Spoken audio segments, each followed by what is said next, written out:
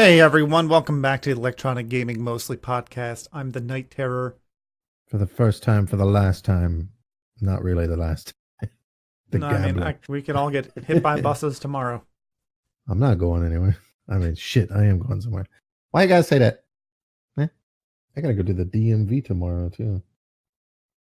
Yeah, I'm married. you get to see our tax dollars at work. It's a How's prime that fair? example of the libertarian philosophy of how government fucks everything up and makes everything worse. Just go to the Yeah. DMV. I use that quite often. Like when people say, "Do you want free healthcare from the government?" That's good for people. I say, "Have you been to the DMV? Yep. Have you been through the TSA?" Well, then again, I mean, I guess on one hand, if I had to get healthcare and it was free and it was like the DMV, that'd be better than going broke every time I got sick.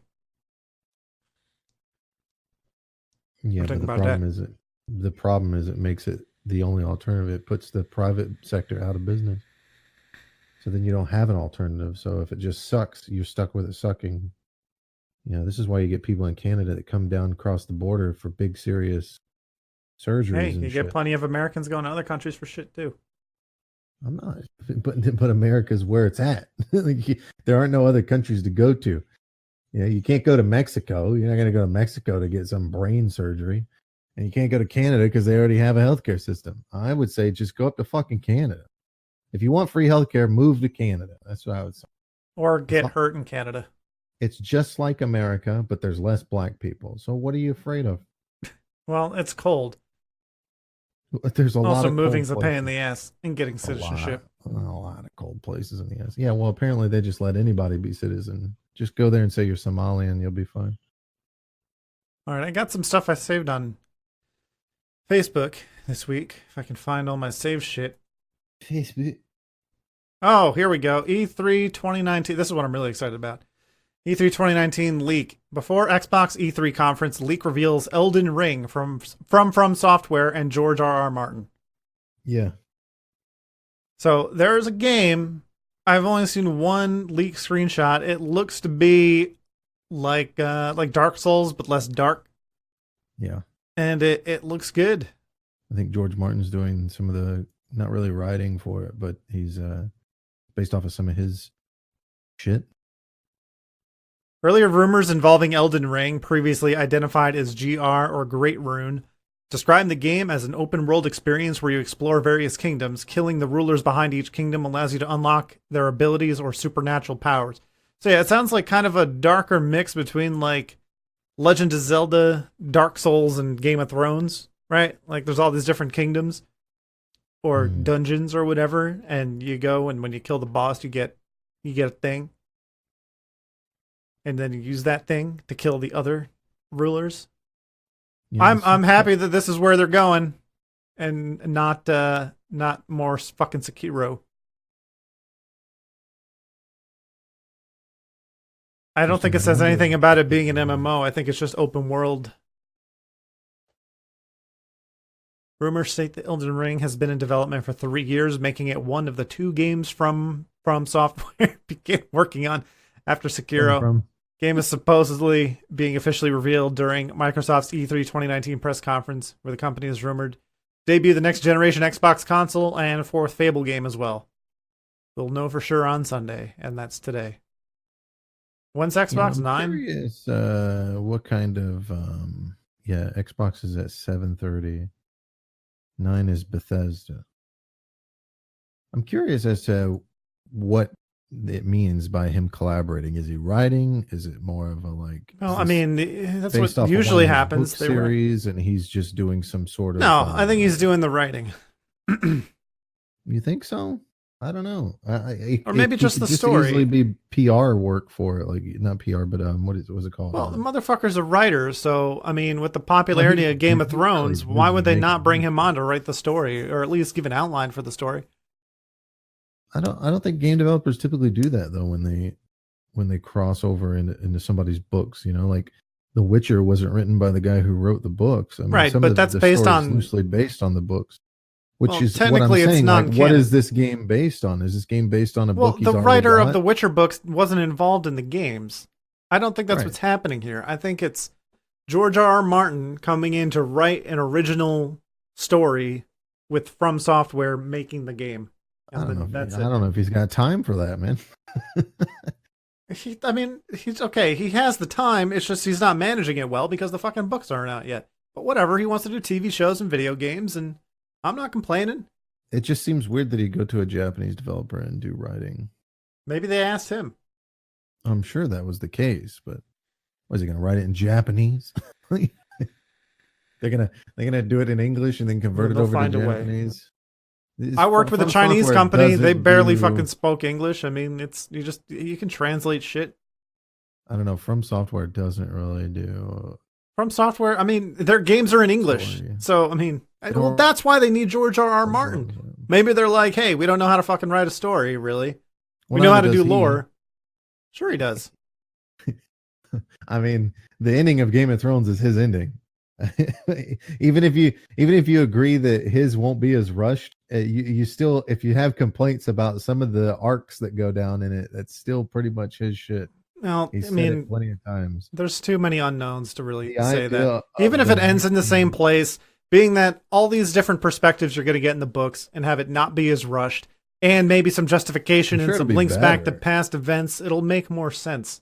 Well, we never had a problem with the ending of Game of Thrones. We had a problem with that. We didn't get enough backstory. The big complaint that most people have is that, you set up this whole thing of Jon Snow being the king, the one true king, and then he just goes north of the wall. It's almost like he's just subverting expectations for the sake of it.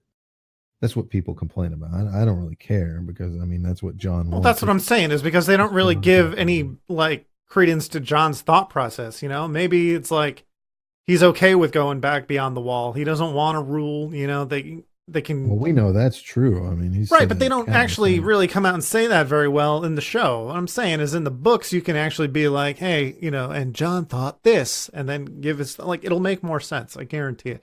Anyway, he can still write a story. There's plenty of stories out there that are. All of them. Every story that goes on for a long period of time has its ups and downs, and this one ended on a down note, but it's kind of fucked up that it started with, he finished half the series with books and then the last half was a TV show. That's never really happened before. So wait for the books to come out. I don't think you can say George Martin is a bad writer. For a game like this, I think he might just be exactly what they need. Because, From Software can come up with lore and backstory, but they're not very good at really telling you a story. It's kind of like you have all this shit going on in the background of Dark Souls that you never get to see. You kind of see some cutscenes that kind of make sense if you know the lore, and then you read shit on items, but there's not really a continuing story as you go through the game. It's you got to get all this shit because you're this guy, and that's kind of it. At the end of the day, it's still From Software, so it's probably going to be unnecessarily difficult. Well, was Dark Souls 3 unnecessarily difficult? I think that game, only certain parts are unnecessarily difficult, and they're difficult. Sekiro was. Yeah, Sekiro was. But, Dark Souls 3, it's difficult, but it's not unnecessarily difficult except for, a handful of boss fights. And, we've talked about it before on the podcast, but the Dragon King dude, it wouldn't be so bad if he wasn't so fucking big. They modified their lock-on system, tweak some boss fights so you're not fighting something that's 150 times your size, and it'll be cool to see about it, but we're probably just going to get a stupid little teaser like we did with Sekiro, 15-second clip of some fucking bone arm winding up.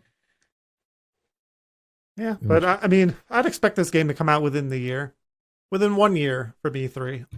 If it's been in development for 3 years already.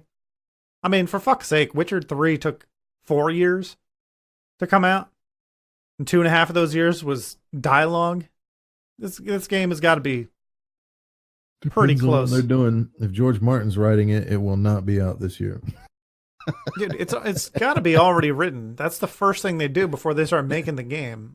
If I personally don't think he's writing. I think he's just consulting or something with one of his already established universes and books, and they're gonna pull from that. with a kind of Witcher situation, but in this case, they're going to have the writer on board to. I don't help think so. with This some- looks more some like stuff. some kind of Well, I Lord of don't the know. Rings thing. I mean, I don't know. Well, if that's your written prediction, books. my prediction is this is an original story that, he wrote. When I say he wrote, I mean like he was in the writer's room, because that's how it usually works. Very rarely do you have just one writer. And he probably came up with the story, and he's sitting there talking about this story and throwing ideas out, and other people are writing it down. Aside from Game of Thrones, Okay. He's got. That's still not my prediction, though. Oh, okay, that's fine. But I'm just saying, like, it's not like he doesn't have already established Lord of the Rings type worlds that he's written. He's got shit that's very Dungeons and Dragons, and he's got some steampunk and some sci-fi stuff. So, I mean, he's got a. That's definitely not what this is. He's got a story called The Ice Dragon. I mean, the Sorn Sword. Just looking at a list of his stuff here: the Ice Dragon, the Sorn Sword, ton of shit. Skin Trade, Star Lady, and the Fast Friend.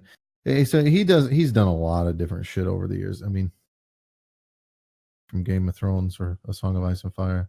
I mean, if you're gonna make a game and collaborate with George R.R. Martin, I don't know why you take one of his lesser known things and piggyback off it. You'd either use Game of Thrones or you'd come up with something new. Well, to be fair, A Song of Ice and Fire was pretty lesser known until Dan and Dave, who loved the series, put it out on television. Yeah, but HBO is like a much wider audience. I mean, From Software is more of a niche thing. I mean, less so with. Is it though? Dark Souls 3 known amongst all fucking. Yeah, it's gamers. known, but I mean, just because you know it doesn't mean you play it, or you have played it all the way through. I mean, everyone knows what Dark Souls is, but the whole, grand scheme of gamers out there, how many have actually played it all the way through? Probably. I don't know. I would say probably 20% of the people that played that game beat that game. I wonder if there's a metric on that somewhere. Yeah, I don't know. All right, the next thing I got on the list, Baldur's Gate 3. Yeah, that's Baldur's Gate 3 will combine the best of Divinity and D&D 5th edition. Yeah, apparently Larian Studios wanted to originally make Baldur's Gate, but the guys at Baldur's Gate who own the property rights told them no. Yeah, Wizards of the Coast. So then they went on and made Divinity series, and then they were approached by Wizards saying, "Hey, weren't you the guys that wanted to do Baldur's Gate?" So they were like, this is good because I like the idea of Baldur's Gate. I played the enhanced edition a little bit, but it kept crashing my PC. D&D, so that's cool. Yeah, I know, but I mean it's an old game and the mechanics really don't hold up.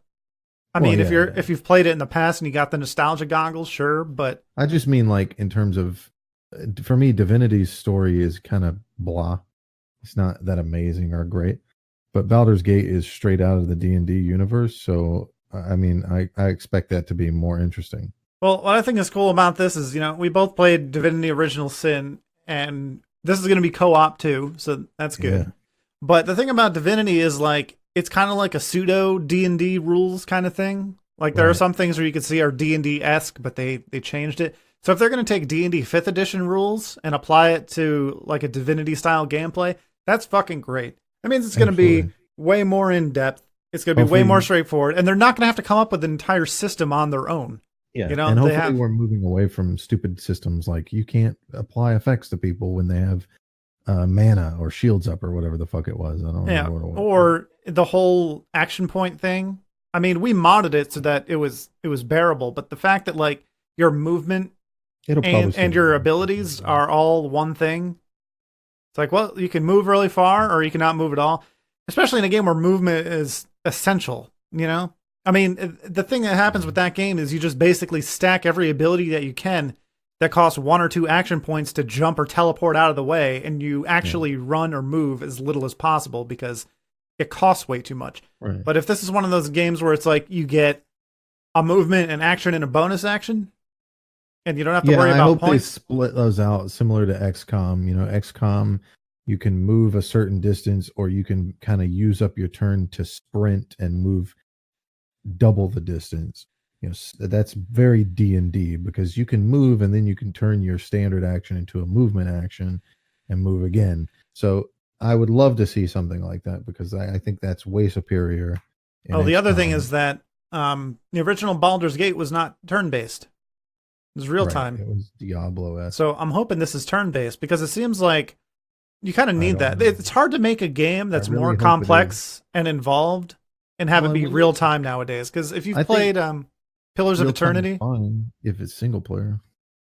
well, not Like even. I mean, I played Pillars of Eternity a little bit, and even at the beginning, trying to keep everything straight is really difficult. They actually added a turn-based mode to that with their latest patch that just came out. Still not co-op, but I've been thinking about going back and playing it in turn-based mode because I mean, you do have a full party and you're in control of everyone. You don't have to be, but when you're not, you're basically sitting there, you know, at the speed of human thought, competing against 4 enemies at the speed of computer thought with 3 allies who are at the speed of computer thought, and you have no idea what's going on, and it's just a clusterfuck of abilities, and you're sitting there just trying to keep up.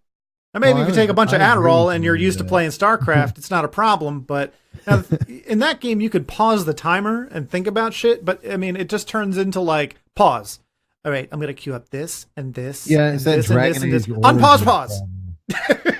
It was that Dragon Age Origins problem where if you weren't pausing the game, you were at a disadvantage, and that didn't feel fun to pause the game a lot. Yeah, but at least in Dragon Age, you can bring the difficulty down and make it more of an action RPG. I do agree with you that, like, when it comes to games like D&D-esque, yeah, turn-based is more fun because that's what D&D is. D&D is turn-based. It's one thing to play an MMO and have it not be turn-based and stuff, and I know that's technically a D&D type game, but when you're going straight Wizards of the Coast stuff, sometimes it's fun to have that turn-based. We don't have enough of that, in my opinion. There's not enough turn-based games these days. Especially co-op. And if you're going to do co-op, you definitely have to do turn-based because I mean, that's what I really it devolves it's into so my hard friend trying to kill everything before I can. well, it's so hard to get a bunch of people together to actually have a game of D&D and have everyone show up at the same time, but when you have it in video game form, you could just do co-op with, you know, some AI if you want, or not, and just be completely overpowered with a party of 2 like you could in Divinity. It's way easier. You don't have to have someone planning out the story. The story's already there. And the thing is like, in Divinity, you can actually go in there and make your own campaigns and treat it like a virtual D&D thing. But I don't think very many people did that, you know? Like, there are some people definitely that went out there and made their own campaign and made it available for download, and I'm sure a few people played it. But I think anyone who's actually serious about stories like that or being a DM, they're going to go fucking actually play D&D. So I think what you get with Divinity is a bunch of half-assed mods and shit.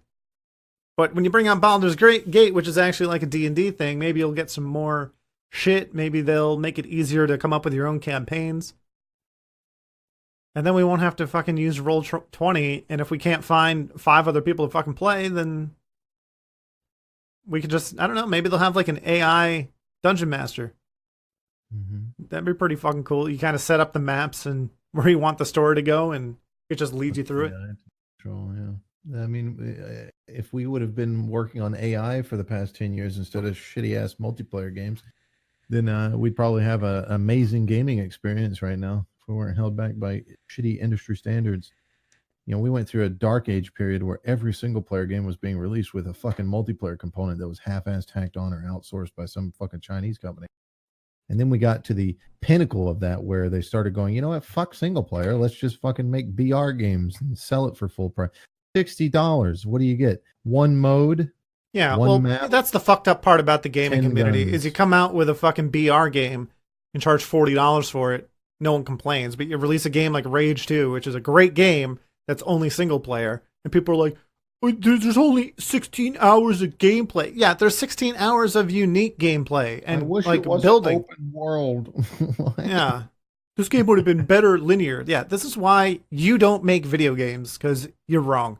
That's like going into The Witcher 3 and being like, man, they should have kept it linear like the first 2. Like, you fucking kidding me? That shit. They don't say that shit though. Right, because it's not, so the problem is the same people, and I'm looking at you, Drop Frames. You got the same people on your panel that love The Witcher 3. The Witcher 3 is the best. And then they'll go look at Rage and say it shouldn't have been open world. it needed to have more of a pull you around in a direction. Like, dude, Witcher does not pull you in a direction. It has a main story and then a ton of fucking side quests to do. Like, what are you talking about? It doesn't really. I mean, and if actually Witcher 3 does kind of feel like it should pull you in a direction, because it makes it seem like, oh, we got to find Ciri. This is fucking time sensitive. Meanwhile, I'm spending 80 fucking hours helping people kill some fucking Striga in a cave somewhere. Like, yeah, whatever. Hey, I'm gonna go fuck a whore. Ciri will be fine. And by the way, if your complaint is that it should have opened segments up slower, like, stop being a fucking child. Okay, if your complaint about a game like Rage is they should have segmented the map and opened them up like The Witcher 3 does, where certain areas open up after you progress the story. Stop being a fucking child and asking game developers to hold your fucking hand. Okay? I mean, that's the problem. That's the problem a lot of people had with Elder Scrolls Online when it came out. Before they made it where you can go anywhere at any time, people were like, man, I really wish you could go anywhere at any time and not have to be, you know, fucking tunneled through this one zone. Go there. Just relegate yourself. Be an adult and have some self-control and relegate yourself to an area like I do in The Witcher. There's an entire fucking map that's opened up and I'm like, okay, it looks overwhelming, but if I just focus on this one region over here in the bottom left corner and start going in an up and down pattern with some goddamn self-control, it's no fucking problem. But these people are over here like, please treat me like a child. Meanwhile, they still want WoW Classic, which, if you remember, there were times when you needed to run through Searing Gorge to get to your zone, like fucking level 55 zone, and you're sitting there on foot, like, stick to the road, stick to the road, stick to the road. Shit's aggroing you from across the map, and people want fucking Classic back. So here's the problem.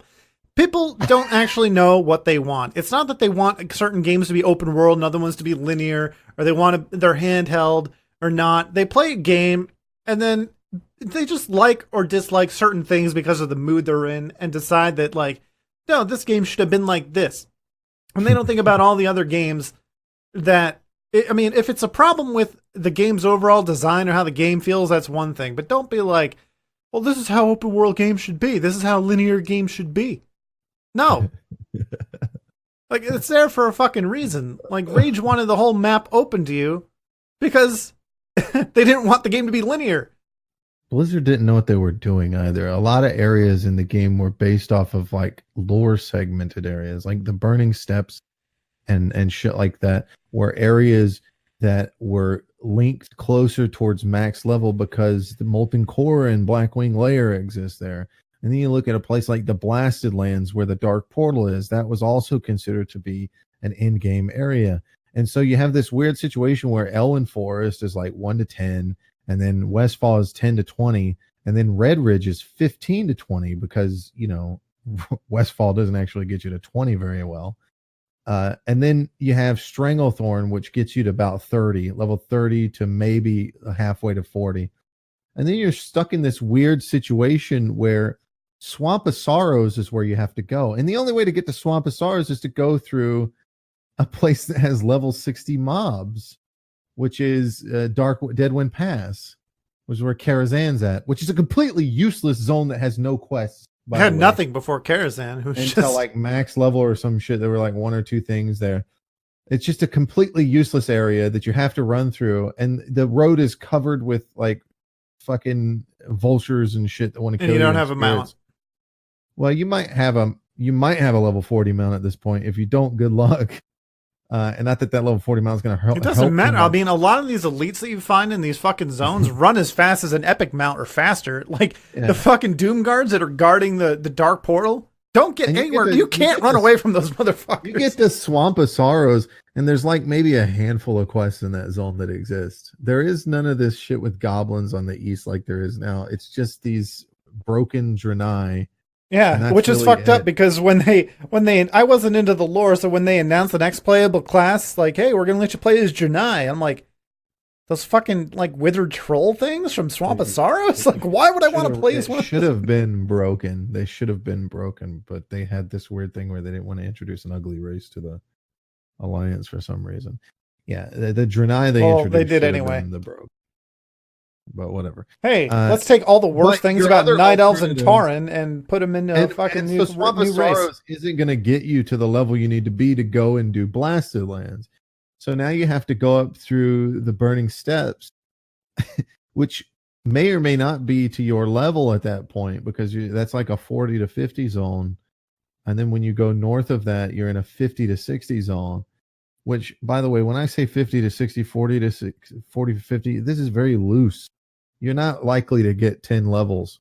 See, back in vanilla, you had to go to Kalimdor to finish leveling. You couldn't get away with. You got to run through all these fucking high level areas to get to like now it's all seamless. It all works together really well, because both, if you start in Ironforge or Stormwind, you pretty much can both end up near Molten Core finishing off your levels.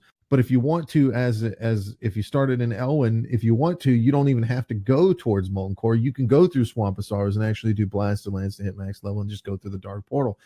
And if you start as an undead, you get to go through all the Arathi, Highlands, and all that shit and end up in Western Plaguelands and Eastern Plaguelands. And so that's 3 different ways to make it to max level there, just in modern day areas, just on, the Eastern Kingdoms. You can't do that in vanilla. In vanilla, you're going to have to go west. You're going to have to go do Desolus. You're going to have to do Stone Talon Mountains. It's not an option. It's really not. You might be able to skip a couple areas, like you might not have to do Dark Shore because the early leveling, or you can just fucking farm out your levels by killing the mobs in those zones. You can really tell with vanilla that Blizzard spent a lot of time with 1 to 30. 1 to 30 zones are really fleshed out in vanilla, and you can really easily get to level 30 without having to go travel anywhere crazy. But after that, you can tell they were hitting that deadline where they're like, shit, we got to get this out to people. And yeah, well, that's another thing. It's like, if you play Horde, you got access to the Zeppelin, so you can just go to Undercity and wait on a fucking Zeppelin. But as Alliance, you got to make it to a coastline and find a fucking ship. Yeah. And that's not very easy. And they don't tell you either. There's no like, hey, let's go get let's go get that Hero's Call quest and have it direct me to the next fucking zone. No, you just got to look it up. Oh, what's that? I finished Stranglethorn and I don't want to go to Burning Steps or Swampasars. I guess I'll take a boat to Ratchet and hope if I'm on a PvP server I don't get ganked running through the Barrens to get to Dustwallow Marsh. To do some of the worst quest lines that have ever existed, and then try to navigate my way to Faralas or something. It's way better now than it used to be, and these people are fucking dumb, man. They're so dumb. I want the experience of then delete your account and start over. Okay, if legacy heirlooms and shit like that are a problem for you, don't fucking wear them. Just shut it down. They just want the game before Cataclysm. I mean, if Cataclysm never happened, there probably wouldn't be people bitching so much. Maybe. And listen, I've been an advocate of Blizzard should just make a Caverns of Time thing instead of this whole classic WoW. It should have been a Caverns of Time experience where you can choose to level a character in vanilla WoW. That's it. And you have the option in that situation, you still have the option of wearing heirloom gear or not. But using Caverns of Time, like your mounts are slow, you don't get it till level 40, all that shit. Like that's the way that I would have approached it, I think, if I was Blizzard. I don't think that would have been too difficult to do. You just apply a buff. Do you want this character to be a vanilla character? Yeah. Okay, there you go. You level it in old vanilla shit, and all of these tributes apply to you. And when you get to max level, you turn it off or keep that character in fucking Molten Core or Blackwing Lair in the Caverns of Time, whatever. So fucking unnecessary. Like, I'm gonna play vanilla WoW and farm all this nonsense up. Like, listen, I wouldn't mind having the Blackwing Lair experience in its original form again. But you know what I don't want to do is farm everything to that point. Fuck that. Okay? Enjoy Burning Crusade. That's all I gotta say. When they finally do it, when they finally go, guys, we're releasing Burning Crusade for classic WoW. Enjoy that. Enjoy keying for Karazhan. Good luck. Enjoy that. 6 different fucking heroic dungeon bullshit that you got to run every single member of your guild through. Oh, by the way, it's 25 man and 10 man. So when you do 10 man Karazhan and you want to move on to Serpent Shrine Cavern with your guild, you got to stop running Karazhan because it's 10 man. You can't split 25 into 10 evenly. Can't do it. Ain't no flex. Ain't no such thing as flex. Enjoy your community. Enjoy your fucking sense of community. Mm. So let's talk about this. Need one more. Need one more for Karazhan. Help! Fucking yelling in trade chat. Just standing in the middle of town. Some psycho. Help me. Get some fucking loser. Need healer. You're stuck with them. You know how many, like back in 40-man raids, you know how many people just sucked at the game and we had to grit our teeth and fucking bear it because we barely had 40 people to get together? Are you kidding me? These fucking mouth breathers. It's a lot of fucking people to get in one place at one time for 8 hours, for an 8-hour chunk. I really hope vanilla comes back and rebuilds the internet back into what it was. That's the only positive thing that could come from classic WoW is all these people go, holy shit, people suck. And then just start, and we see a resurgence of phrases like mouth breather and fucking, oh my god. All right, so we talked about this a little bit before the podcast, but the price for the Xbox Game Pass on PC is going to be $5. That's €4 for all of you losers out there that lost the Revolutionary War. $5 a month. That's pretty good. You get 100 plus games from the Xbox One and Xbox 360 library. I believe it's like the entire Xbox library, pretty much. Is this now or is this coming soon? It's supposed to be talked about at 7:30 p.m. Eastern. So when they go on stage, I'm assuming this is going to be one of those, and you can do it right now kind of deals, right? Like that's their big, because stuff like that wins E3. When people talk about who won E3, things like being able to drop stuff right now wins you mega points with people enjoying this shit. And you're talking about somebody gets to play. I would have loved this as a kid. Man. Do we need? All right. So for this, do we need to get Xbox Live Gold at $10 a month to play online? Because if so, that's going to be $15 a month. So I've used I have Sea of Thieves, and you don't have to pay anything to anything. That's if you're a console pleb. $5 a month, man. Can you imagine having this when you were a teenager? Being able to pay $5 a month and have access to 100 plus fucking games. And now Origin has $5 a month, but if you want to get like all the new shit when it comes out, you got to pay $15 a month. So far, according to this article, it could be false information. They may have a tiered system, but if they're doing $5 a month and you get Gears 5 when it comes out and Halo Master Chief Collection when it comes out, like new games when they come out for $5, that's pretty big.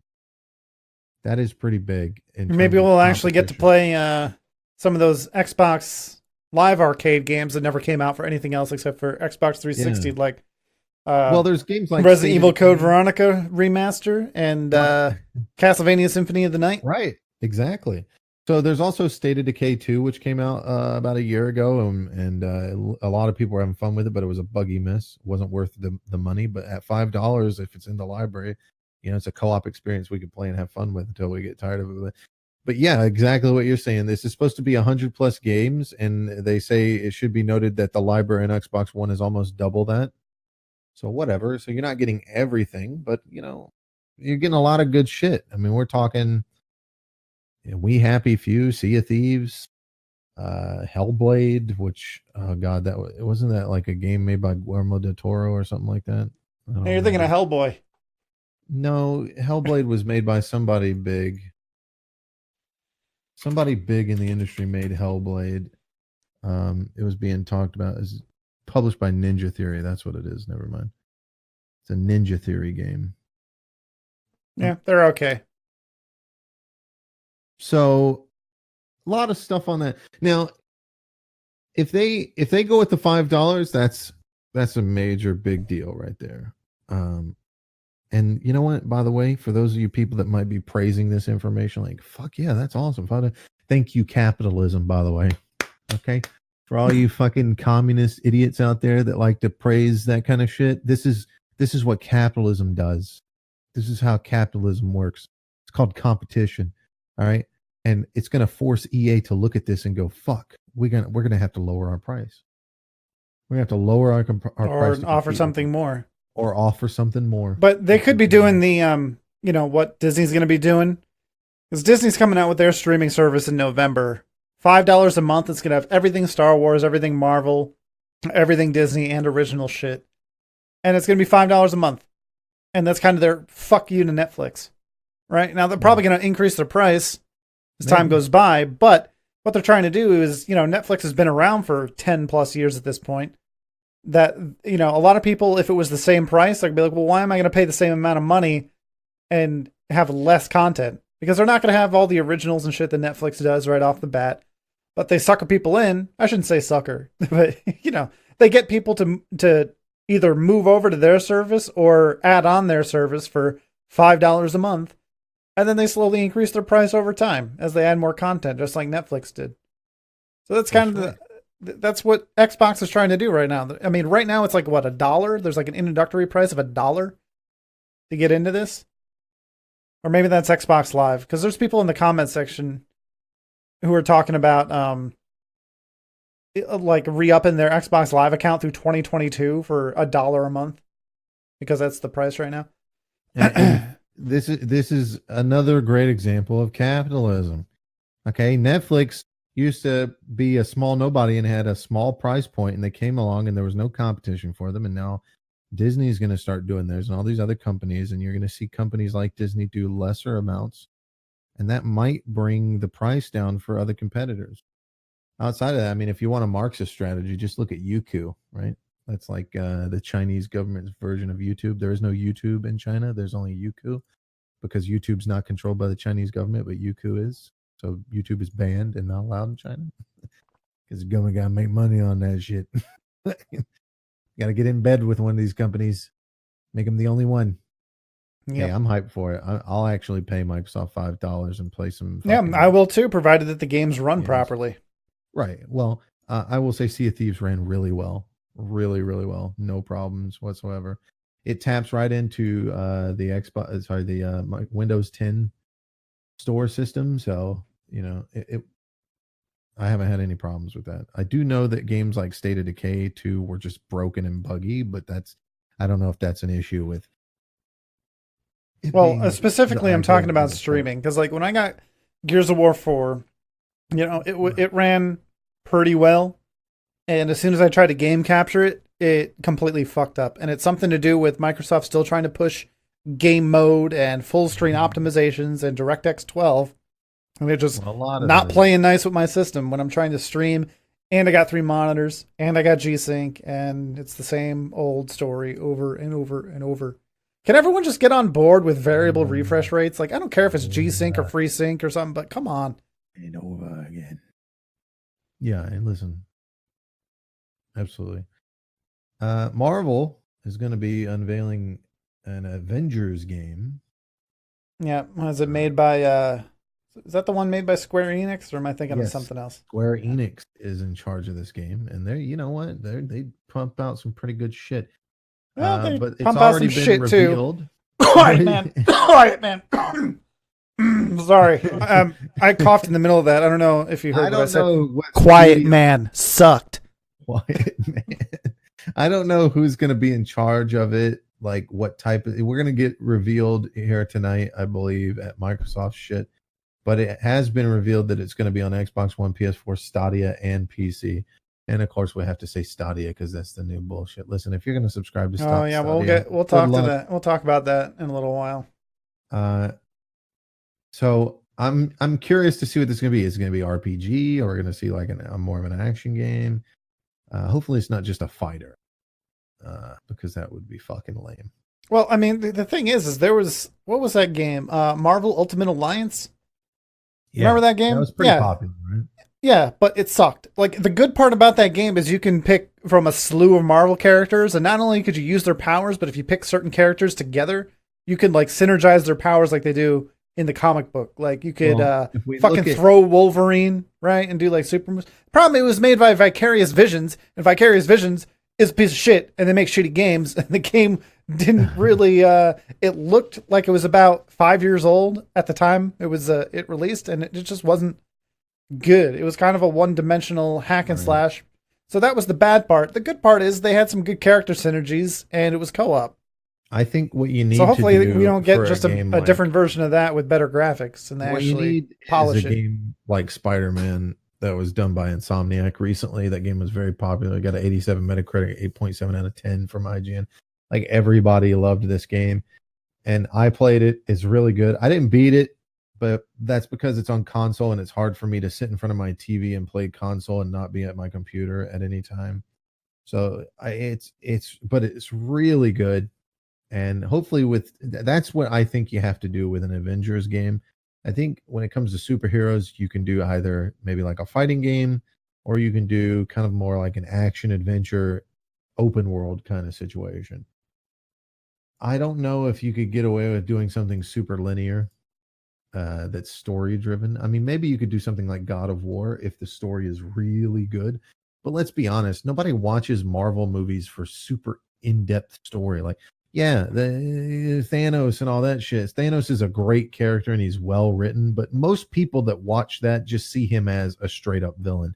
They don't understand the depth of that character, and that just the aspect of him snapping and going back home and sitting down and looking out at the ocean. That's like a big deal, but most people don't see that. They think, oh, this motherfucking villain, because that's what those kind of movies are. At the end of the day, they're just action movies. When you watch a Marvel film, what do you want to see? You don't want to see Banner walking around. Like, sometimes, yeah, he'll be funny, and that's great. And all that really serves is the humor really just serves to bridge the gap to the next scene of him turning into the Hulk and smashing some shit.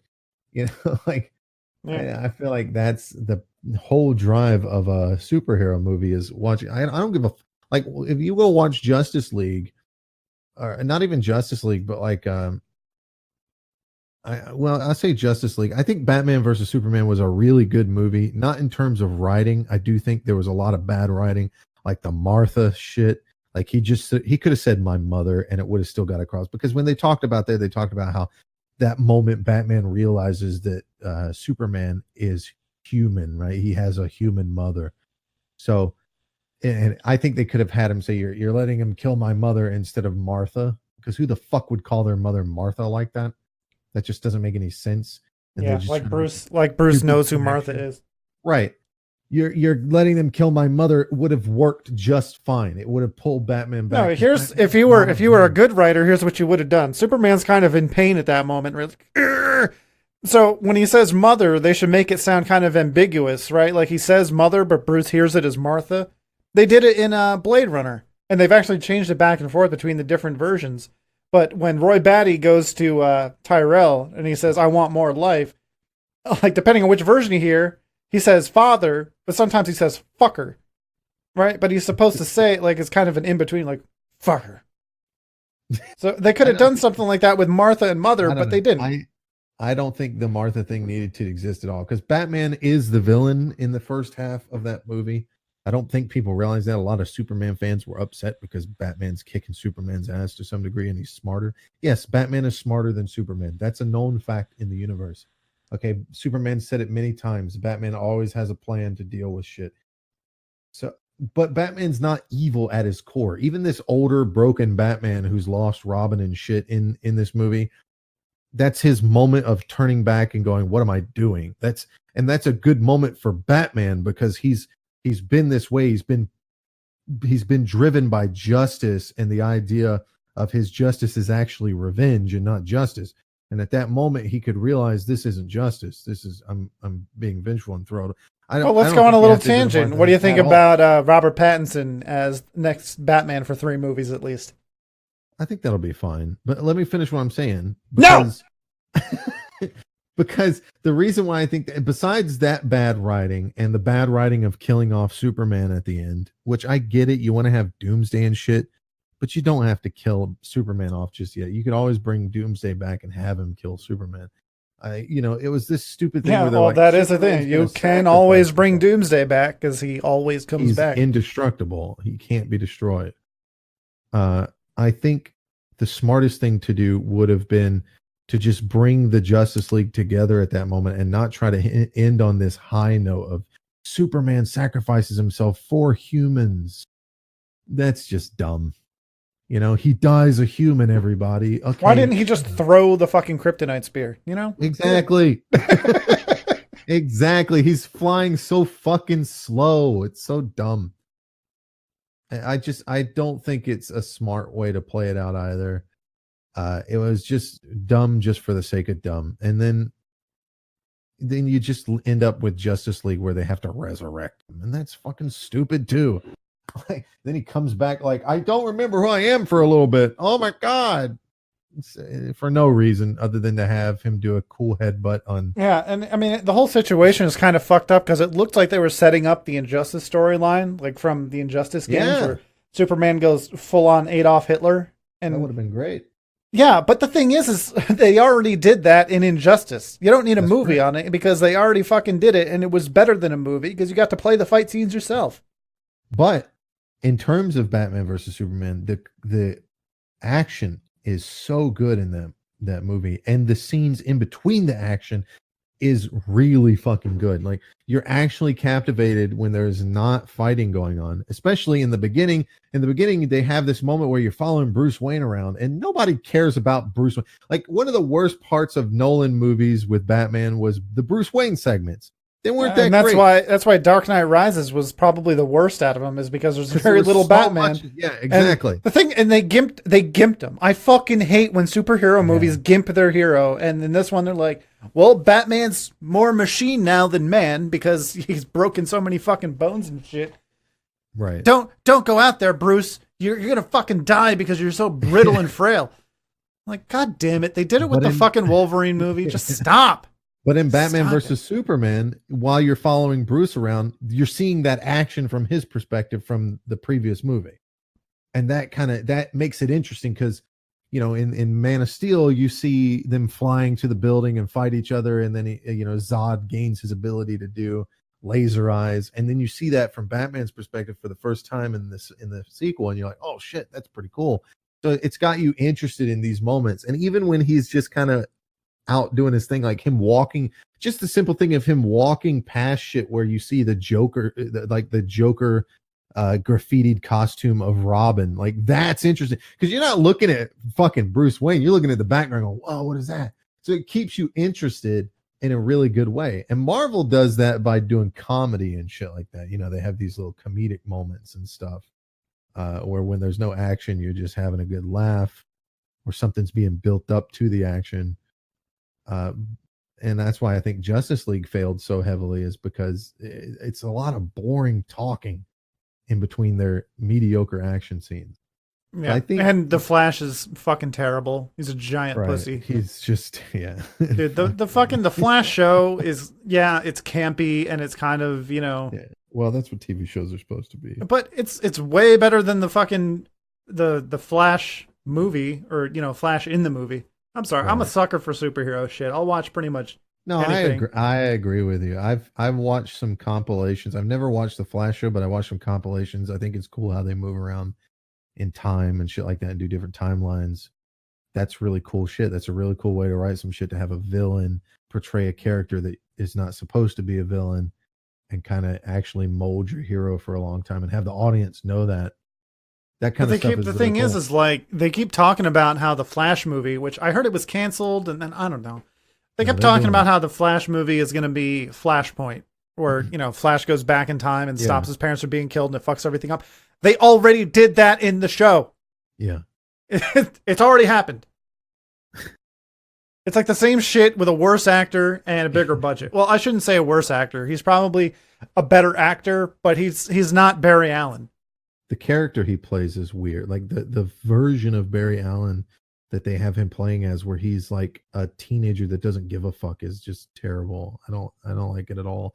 I think it was done for this dumb idea to like create some kind of relation to the audience that they think is going to be teenagers. Hello, fellow teenagers, you know, some shit like that. Like, make him an adult. Just stop. Well, I mean, yeah, I mean, he is an adult in the show, but he's kind of. We're talking about like Justice a kid, League, though. At this point, he's already got a suit and he's established. He's been doing shit. Well, no, he hasn't. Not in this version. I know, but I'm saying in Justice League, when you get to Justice League, your heroes are supposed to be set up already. They're supposed to be already established, not necessarily with the audience, but at least in terms of like as a superhero. When you go to Justice League, even in the movie Justice League, Batman walks into his fucking lair or whatever it is, and he's got a suit he's built. So he's been doing shit. He's been saving people. Why else would he have a fucking suit? So they should have stuck with that and made that a big thing where like this kid wasn't, but with the way they set it up, it's like Barry's a fucking amateur. Like, what do I do? What do I do? Save one person. Just go in there and save one person. Yeah, one fucking person. He's the Flash. Fuck. It's almost like he's never done it before. Like that only makes sense. And they did it before the Aquaman movie. And in the Aquaman movie, that's when he really becomes Aquaman, you know, when he gets all his shit together and he's the leader of Atlantis. And so in Justice League, he's just Aqua person. Aqua guy. Water dude. Yeah. Absolutely. They really rush Justice League out too quickly. But even if they're going to do something, if you're going to do something with Barry Allen and Batman similar to Iron Man and Peter, you have to do like they did in Marvel, where Iron Man is there right when he gets his powers. Iron Man is there in the beginning and gives him a suit, you know, and helps him out and all that shit. You can't have him show up later on after he's been the friendly neighborhood Spider-Man for 6 fucking years, and you're like, I'm here to teach you, kid. Like, what? What are you fucking talking about? Teach me. I've been doing this shit for a long time. Okay. Did you see Spider-Man Into the Spider-Verse, the animated thing? Yeah, I watched that on the airplane. It's actually pretty decent. Yeah, it was pretty good. The old Peter the time travel stuff. The old cool. Peter Parker was really funny. Yeah, absolutely. With great power comes great. Don't. If I ever hear that fucking phrase again, he didn't say fucking, but. Yeah, it's really good. I like the play on that. The different universes creating different Spider-Mans. Yeah, that's pretty cool. All right, well, we went off on a tangent. The next news story I got, StarCraft first-person shooter canceled to focus on Diablo 4 Overwatch 2, which, you know, good call. Yeah, well, they did this a long time ago. They were working on a game back in the day called StarCraft Ghost. You're going to play as Nova. That's where the character Nova comes from. And you were going to basically be one of these ghost special forces guys in the Terran military, sneaking around and stuff. They did a lot of work on it, and you know, there's a lot of information you can find on YouTube, all kinds of stuff like footage and shit. And then they canceled it because it just wasn't going where they wanted it to. Well, it turns out they've been doing that again with some StarCraft related game using the Overwatch engine. But it didn't go where they wanted it to. And Blizzard's very typical of Blizzard. They will cancel something if they don't feel like it's going somewhere. But they took those people and moved those people over to another project they're working on that people are calling Overwatch 2, but it's not Overwatch 2. It's more like a spin-off of Overwatch. And there's been interviews with J. Allen Brack who's talked about this. It's like, you know, we have games that, you know, if we have a game running like Warcraft, it's not weird for us to make a game called World of Warcraft and have that running as well. You know, it's like, it's not a thing that's weird. So they talked about Overwatch 2 having some PvE elements like Left 4 Dead and stuff, and you know, that's great if you're into the story. It's not Overwatch 2. It's going to be specifically working title, PvE. Whatever. No, they didn't say specifically PvE. Yeah, it's going to be PvE focused. It's going to be Left 4 Dead style PvE focused, like a multiple player versus. The quote is, Overwatch 2 will have, quote, a large PvE element. Yeah. whatever that means. So That's from Kotaku, though. we'll see. Well, that's IGN. There's been a lot of information published out. Well, IGN's probably referencing Kotaku. It's an age of journalism pointing to other journalists. There's been Diablo 4 though, shit like that. Diablo 4, that might be good. I mean, it's been. Here's what I'm hoping. Yeah, well, they finally learned their fucking lesson and made Diablo 3 good, and I hope, they don't pull a fucking Bungie and actually take the fucking lessons they learned from Diablo 3 and just start Diablo 4 like that and improve from there. But Bungie too in a little while. Yeah, well, here's what I'm hoping. This won't be that long. Diablo 4, I want it to go back to fucking dark fantasy. Stop making every fucking game look like World of Warcraft, please, for the love of fuck. Diablo 2 and Diablo 1, maybe it was just they didn't have the fucking art team for it, but everything looked gritty and dark and the environment was great. And they tried to do that in Diablo 3, but it just looks too much like fucking World of Warcraft. It just looks like a cartoon. I mean, the game is called fucking Diablo. It's going to be very interesting in terms of lore-wise because of what went on with Diablo 3, but my only complaint ever with a Diablo game is whenever Diablo 3 came out, they didn't have the Necromancer. They released it later on at a pretty Well, I got plenty of complaints about Diablo 3 when it came out. They released it at a pretty hefty price for the Necromancer. What I want from Diablo 4 is more classes. More classes. I want more options. I want more options than Diablo 2 had. I want everything that we've ever seen. Amazon, Sorceress, Wizard. Yeah, that's right. I want two of the same thing. The fucking Witch Doctor, Necromancer, Paladin. I want all of them. And then I want new shit as well. That's what I want. I want you to stop this bullshit where you go, well, we could really just merge the Necromancer with this class and we get the Witch Doctor. There's no reason to have two different classes. Yes, there is. Okay? It's called aesthetic. I don't want to throw frogs at people and run around like a fucking idiot going, yeah! I don't want to do that. Okay? Fucking lame. Sorry. It's just the way it is.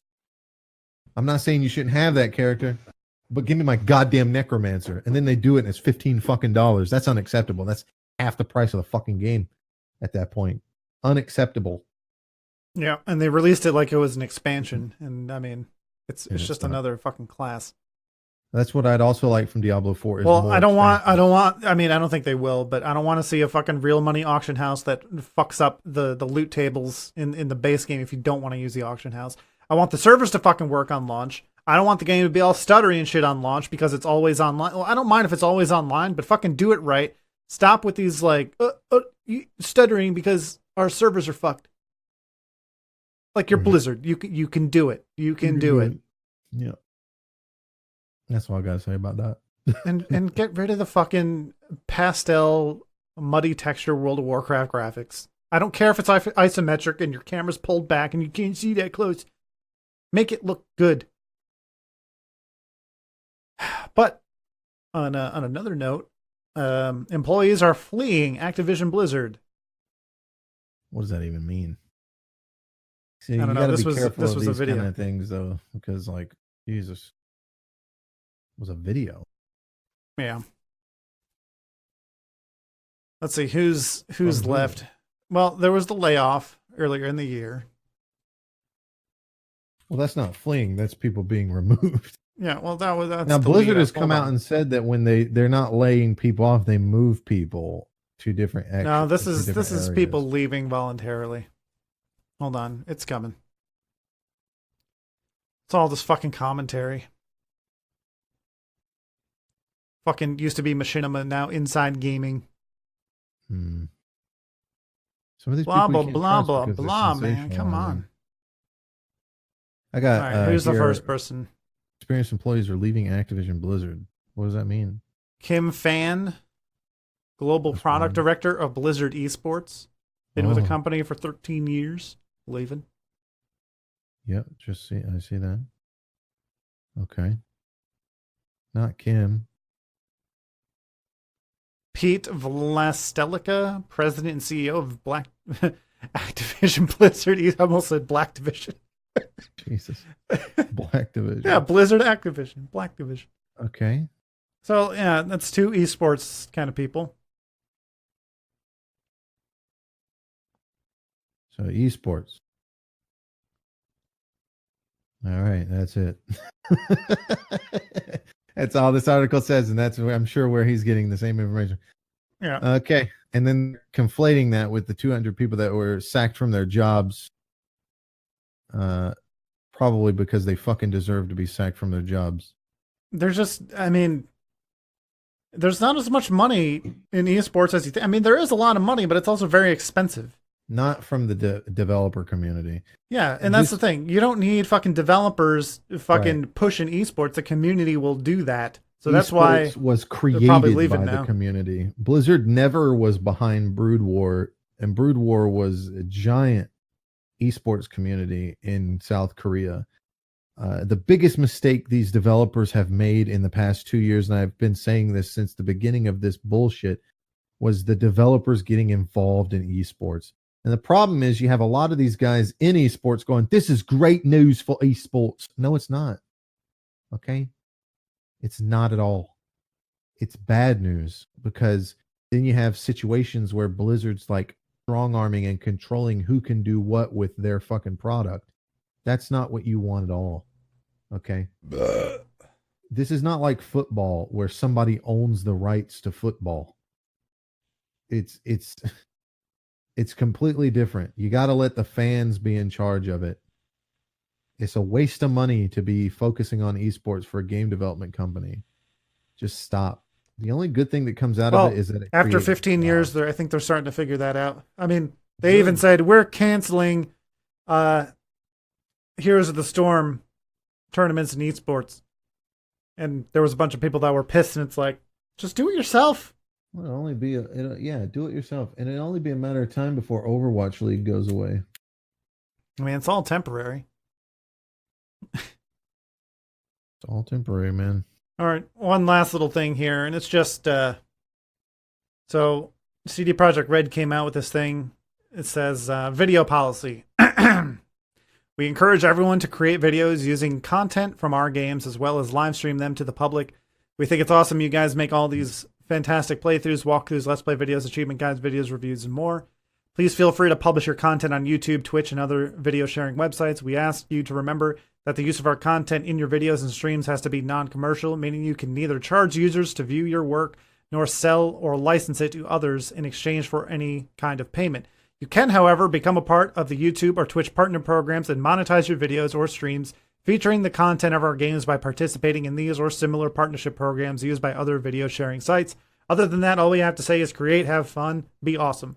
So yeah, that's cool. CD Projekt Red. And okay, hold on. No. There's a point to this. Law, it doesn't matter what they say. There's a point to this. So even though it's U.S. law, it would be up to CD Projekt Red to claim a copyright infringement. No, well, yeah, if it's actual copyright, but you're talking about. Basically, what they're saying is basically is already law, right? Like, you can't take a video of the Witcher 3 playthrough and be like, hey, buy this for $10, but you can monetize your video. So on one hand, I'm not telling you about this because they're like, hey, look at CD Projekt Red and how great they are. They're reiterating how it's always been. And yeah, it's probably a PR thing. But the interesting thing is that coupled with Twitch's sub-only viewership, how is that going to play into it? Does that count as selling your video? Is that going to completely fuck up? Sub only even goes anywhere. I can't imagine this thing getting up off the ground. Who the fuck is going to use this shit? Yeah, but I mean, now CD Projekt Red is generally viewed as one of the more open, do what you want. For CD Projekt Red, if somebody puts viewing the gameplay, if I go on Twitch and I play The Witcher 3 and I put it behind a sub wall where only people can access viewing it behind a paywall, CD Projekt Red has no say in the matter. Now they could try to come at me and copy strike me, and if I'm PewDiePie and I have enough money where I can actually contest it in court, I win the case because it's not a copyright infringement issue. I'm not just sitting there quietly playing the game and letting people see what the game. It's not come watch Witcher 3. It's not like streaming Marvel fucking in. Well, there have been some shitty people in the past who have done copyright strikes on smaller channels, particularly on YouTube, because they know that they're not going to be contested. Right. And the big problem is all these big guys with money don't defend this shit. This is what's great about the Steven Crowder thing going on right now on YouTube with the the adpocalypse, number 2, the Vox adpocalypse, Yeah. is that he's actually going after these people and making it, because you have to set precedent in court. That's what court is. If you look at a law like Roe v. Wade that most people understand and know about, that's the abortion bill. That set a precedent in the Supreme Court. So typically what that means is people won't challenge that decision because they know that they'll just waste money in a courtroom trying to get it overturned when it's not going to be overturned. It's very difficult to overturn a judge's decision. I mean, you can go watch one of these shows on Netflix where it's people in jail and they're trying to get their hearings or something like that, and you'll see how they get taken to court and they go through. I think it was Creating a Killer or whatever it is, Making a Murderer. Making a Murderer, yeah.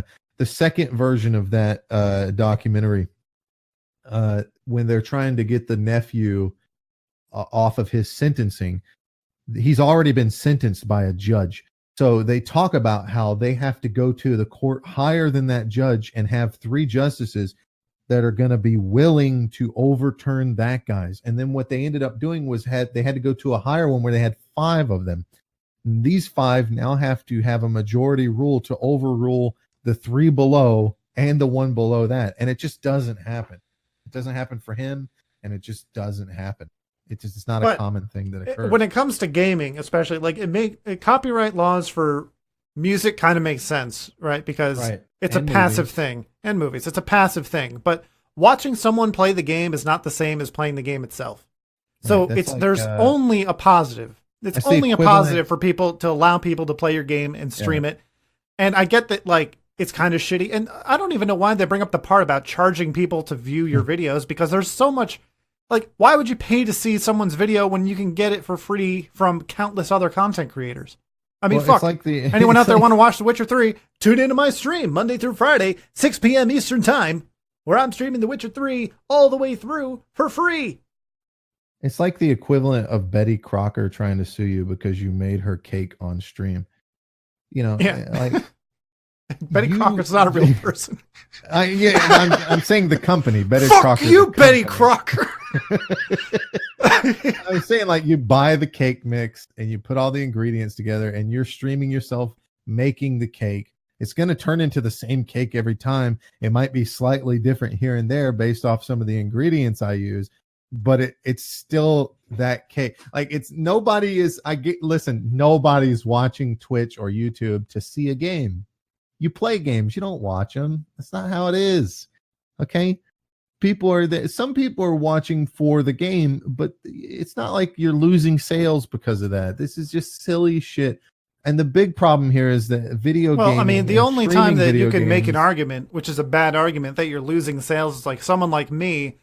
I never went and purchased Metal Gear Solid 4, but I've watched a lot of Let's Plays and stuff, and I'm kind of okay with that. Had I not seen those but had I never watched those Let's Plays, that doesn't mean I'm going to go out and buy the game. I would just have to live with it. Exactly. And it's the same thing with, what's going to be Death Stranding and Last of Us 2. In fact, it could have led to sales because there's people that will see games that they've never seen before and they can't get access to. And well, that's my point. And then a game comes around and gets sold on a platform they can use, and they're like, I saw this game. This is great. The number of people that are going to see your game and go out and buy it compared to the number of people that are going to see your game and be like, yeah, I'm good. I mean, it's only ever a net positive, and it's the same thing. Game is good, it kind of translates to music on streams too, with all this bullshit about your streams getting muted and can't use copyrighted music. No one is watching Twitch and thinking, "Man, good, that song randomly came on. Now I don't need to go buy that album." That's not how it fucking works. It's only ever a positive. To listen to a song with somebody talking over it, like, what the fuck? Yeah, like the only thing that could possibly happen is you're gonna randomly hear a song that you like, be like, "Oh shit, what's this song?" And then they're going to tell you, and then you're going to go and you're just going to stream it for free anyway, because, it's Amazon Music or Spotify or whatever. It's just these fucking companies abusing these situations. They know, like, it's because this is such a Wild West situation with streaming right now. And these music companies are fucking vile people. They understand that their fucking claim is bullshit because they don't go around to bars and fucking claim copyright on the music being played there. They're not going, "Hey, wait a minute, you're selling drinks here and making money while our song's playing in the background? I don't fucking think so. And there's no like fucking thing where you have to join some fucking club to play music at your bar that's copywritten. It doesn't work that way because nobody's there at the bar to just listen to music. Okay, that's not what copyright means. Copyright is where some fucking asshole in China prints a disc that's got the whole fucking album on it and sells it to you for $5. Okay, that's copyright. Copyright is not playing the music. Well, the music industry in particular, they're grasping at straws here because there's less and less reason for record companies to actually be out there. Back in the day, you would record your music and the record company would provide a place to do that. They would record your music, they'd master it, they'd fucking press it into vinyl or make a tape or a CD, they'd distribute it, they'd help with the art. You don't need them for that anymore because everything's fucking online. I could sit here and pick up my fucking guitar and play it into this microphone and create it as an MP3 and get some fucking art and put it somewhere on the internet for free. Like, you don't really need record companies anymore, so they are trying desperately to stay relevant. And they're just doing it in the most shitty way possible. It's just a greed thing for these guys because if you look at YouTube is a way for you to make money, and all of these music companies have their own channels and they make money on these fucking songs, and then they go after YouTube creators who have even like a few seconds because they know that they can get away with it with YouTube because Google caves to them and has caved to them in the past. So they're just trying to use this on everybody else. You know, on YouTube, if you have a 1 hour long fucking video and then 5 minutes of that is a fucking song, they get to claim the whole fucking hour of revenue for their fucking own channel. And that's complete bullshit. And YouTube does nothing about it and has done nothing about it since it started. So they're just saying, well, hell, let's just bully fucking Twitch into doing it. Twitch is also popular. So that's what they do. They go, you never get this kind of shit on smaller platforms. If you put something up on like fucking Twitter, if you put a Twitter video up and you have a song in it, it doesn't get copyright strike or muted or taken down.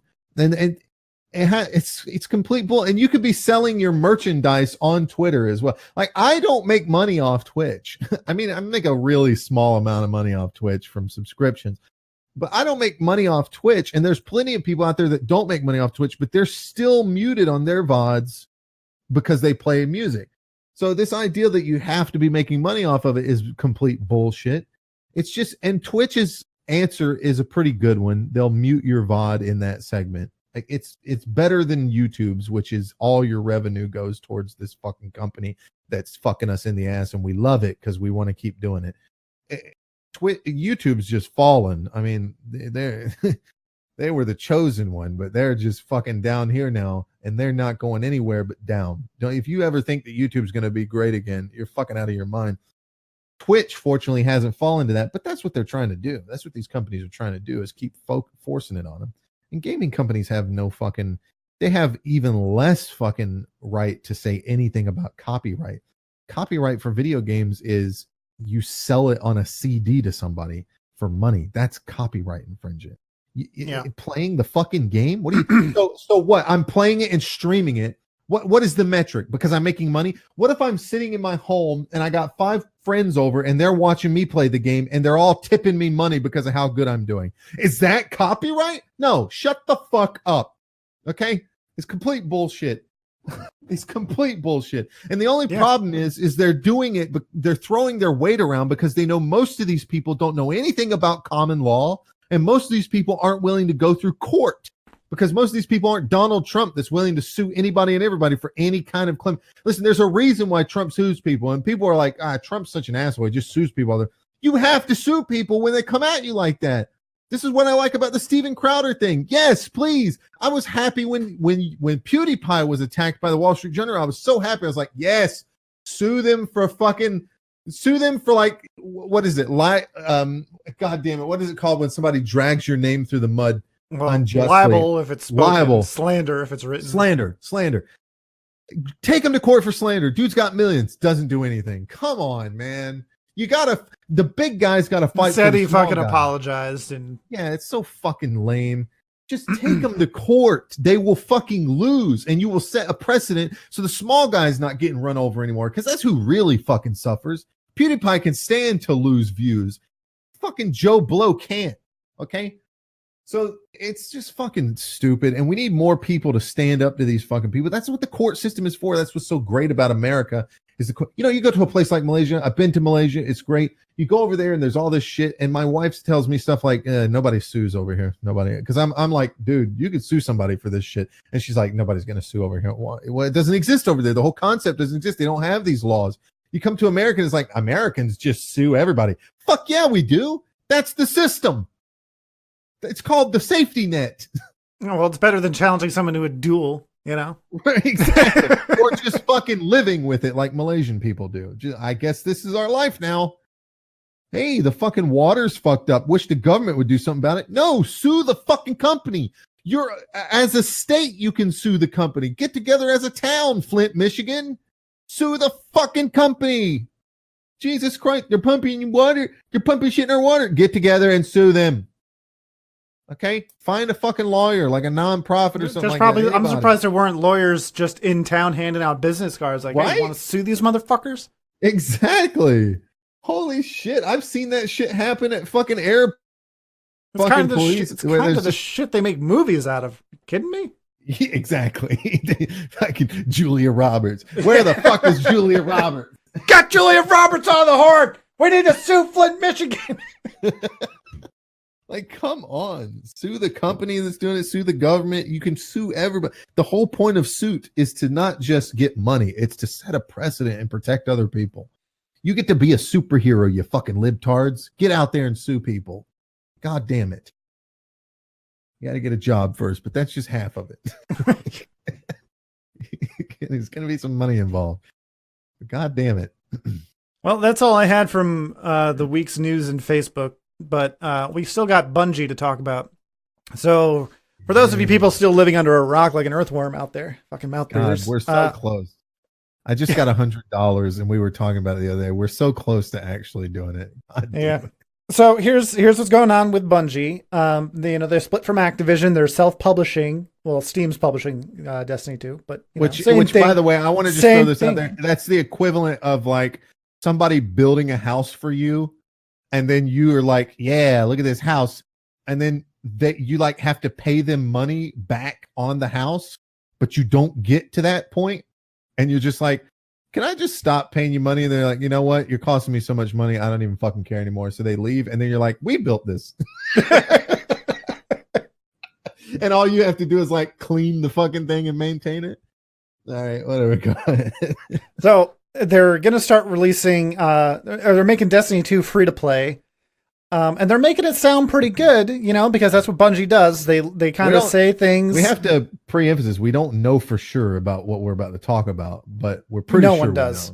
No one does. It's classic Bungie. They're not telling anybody. First of all, it's probably good for most people, because what happened was when Forsaken came out, they released Forsaken and made Destiny 2 core game free to try to bring in new people. And that's great if you're a new person. Because you get you just pay for the expansion and you get the core game, and that's everything you need. You're caught up.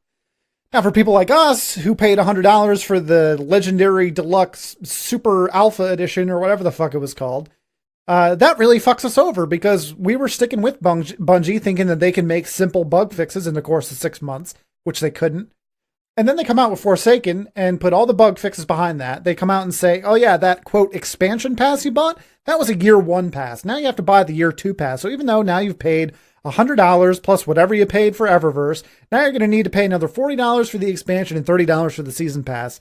But everyone else gets it for free. Is Microsoft live right now? They're kind of doing the same thing with this new expansion and going free to play. Destiny 2 is free to play, and the expansion is $40, or I think it's $60 for the bonus deluxe edition, whatever. But they're conveniently leaving out Forsaken.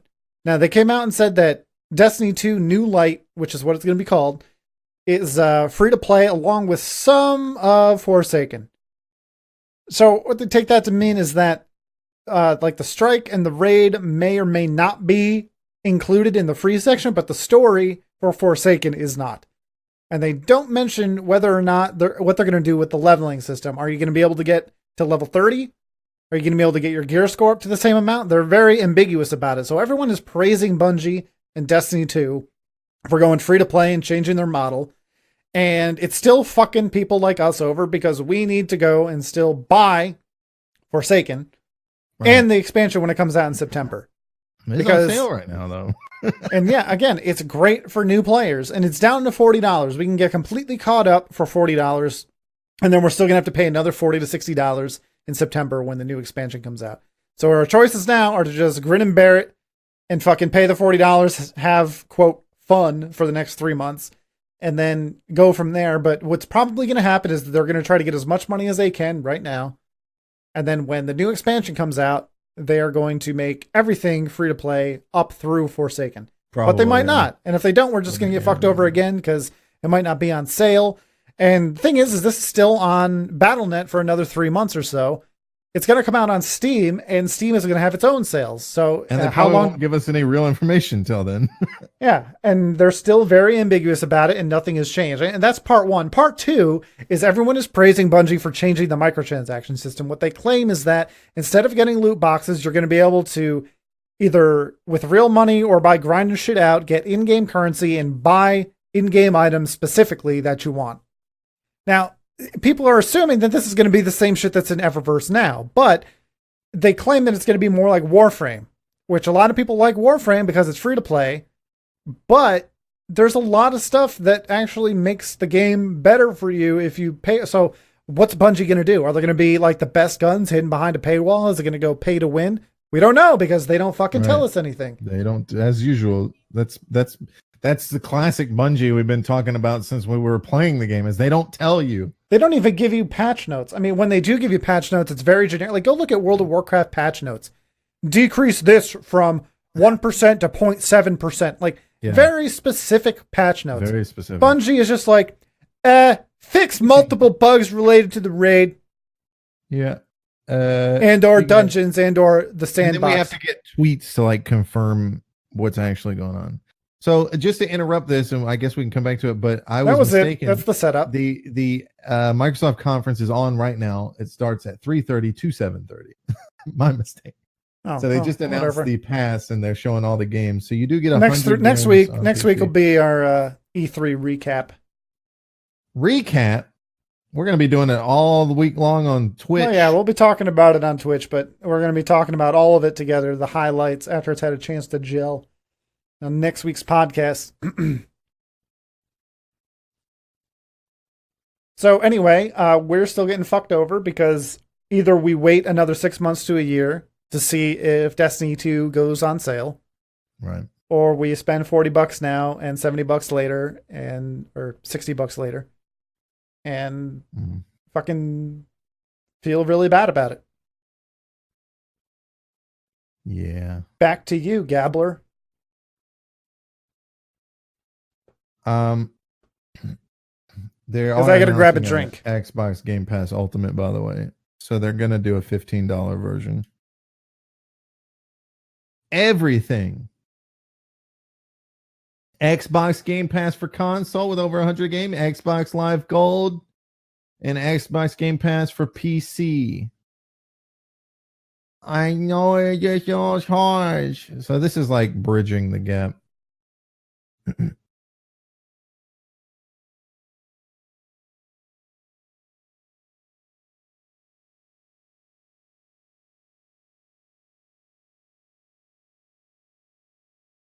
It's for 30 days. Okay, I'm back. So they're going to have a $15 variant, but it's not really necessary unless you own an Xbox because it includes Xbox Live Gold. So if you have an Xbox, you can pay $15, which is you're already paying $10 for Xbox Live Gold, so you pay an extra $5. You get the $5 thing with the 100 games on PC and all that. Yeah, and like I said, there's some kind of promotion going on right now where you get it for $1 for the first 30 days or something because of the E3 thing. So yeah. I mean, this is what I'm saying. I think we should, for our podcast, I think we should do more podcasts this week where we just react to these things because.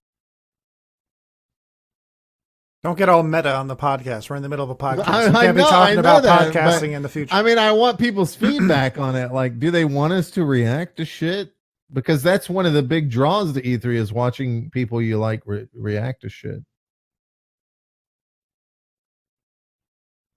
I don't know. For you 6 people who listen every week, what do you want from us? What do you want from us? What do you want? Right now they're showing off Flight Simulator. The next Flight Simulator. It looks really fucking good. Looks like it's worldwide. I'm seeing the. I mean, there's a lot of detail here. Yeah, that's great and everything if you like flight simulators, but there's only two ways. Either you got to be really into flight simulator. It's weird. The people who play flight simulators, it's like that's all they play. Yeah.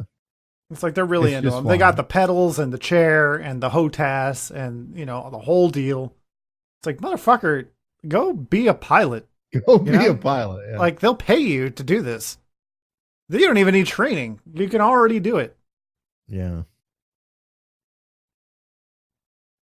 So, I mean, I don't know what else to talk about. This fucking thing's going on. I mean, we could sit here and react to this, or we could just... I don't have any more information. We introduced the Bungie situation, so... Yeah, I don't know what to say about that other than I want to buy it, but I don't want to buy it. There's nothing new about it. Like, they announced the next expansion, but there's no actual information on it aside from, like, they did a Vidoc, and in typical Bungie fashion, it's like a couple fucking things they talk about, like, oh, you're gonna have finishers. That sounds fucking cool. So everybody's gonna have finishers now. Basically, you can just go up to an enemy and it's like a melee finisher, and it's really fucking cool. Hey, that's awesome. What does that mean? Like, does that automatically activate? Is that a new ability? Like, what does that mean? They didn't show off any new supers, but I'm assuming there's gonna be. I mean, that's Forsaken had new supers, and that's one of the big draws. They talked about matchmaking and stuff. That's awesome. That's what the fucking game needs, is matchmaking. I don't want to get friends. I don't want to fucking carry people through Callus over and over, which, by the way, that's their event going on right now. Do Callus shit. Yeah. We've said it before. Every fucking raid is going to be in Callus. Every single one. Just different rooms open. Currently announcing a remake of, what's the name of that game? Not a remake, but a complete remaster of Empire at War or something like that. It was Empire at War? Oh god, it's one of them classic games. Age of Empires. Oh, they already did that. I have it. Did they? Yeah. Maybe this was a different one. I'm gonna open it up right now. Where's the fucking Microsoft Store? Whatever it's called.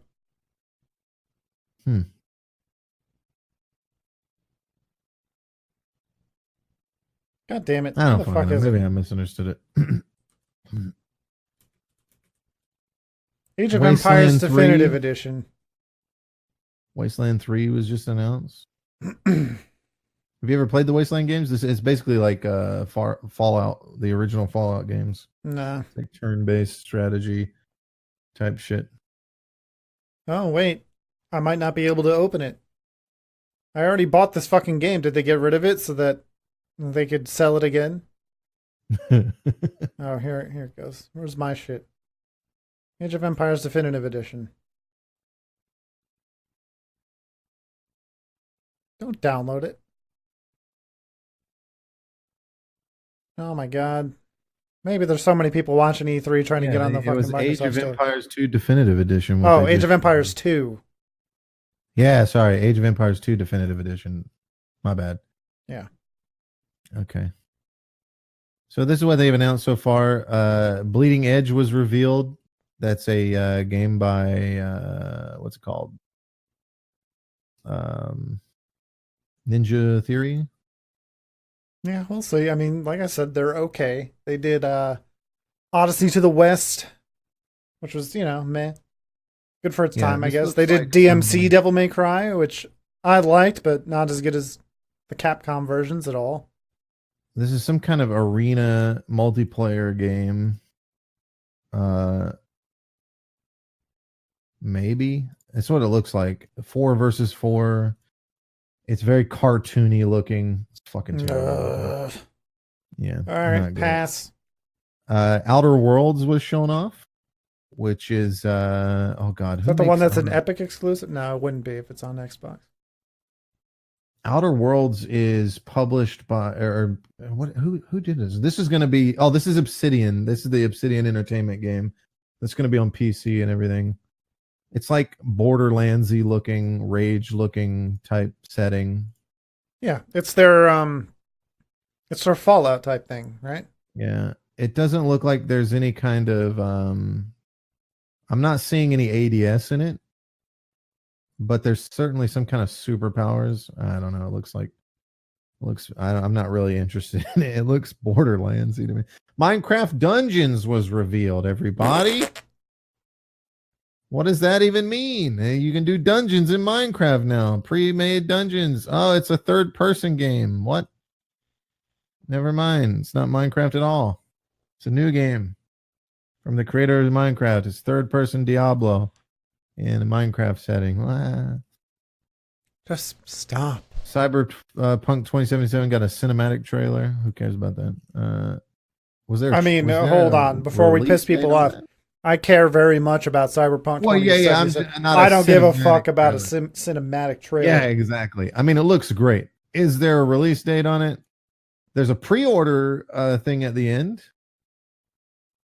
We got a release date. April 16th, 2020. So a year. We got a year. Fantastic. 10 months. Battletoads gameplay trailer. I don't know why people care about this shit. Like, Battletoads, everybody. Whoa. I mean, it looks okay. It looks like Battletoads. Looks like Battletoads is like when you look back at a car accident, right? Like, oh man, remember the time we almost died? Yeah, that was a close one. No one wants to go back and be in that fucking car accident again.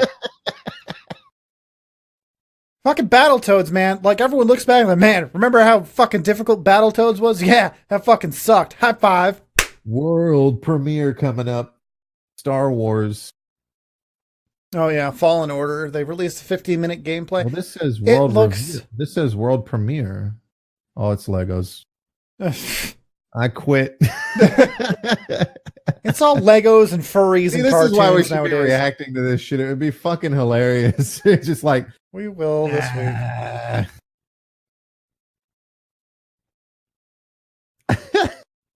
Diablo 4 is going to look like My Little Pony. The entire game takes place in that crazy rainbow world. Right? That's where video games are headed. Look, children. Yeah.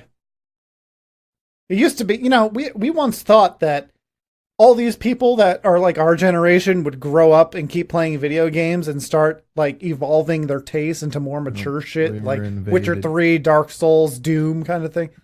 Because that's what kids used to play. I mean, I was playing fucking Wolf. I was killing Nazis in Castle Wolfenstein when I was like 5 years old. And now it's like, yeah, adults still play video games, but they want like fucking Animal Crossing and games that you're allowed to make look cartoony are games that are made to look like cartoons that they're made after, like Dragon Ball. You can make Dragon Ball look cartoony, okay? That's allowed. Otherwise, stop. Yeah, but also, that's Japanese cartooning, which is hyper violent. Hyper violent. Hell yeah. I mean, they make cartoons of people. In fact, that's what they're showing off right now is Dragon Ball Z game. I don't know why. I don't know how many fucking Dragon Ball Z games we've had that just take you through the whole saga. What is this? Why?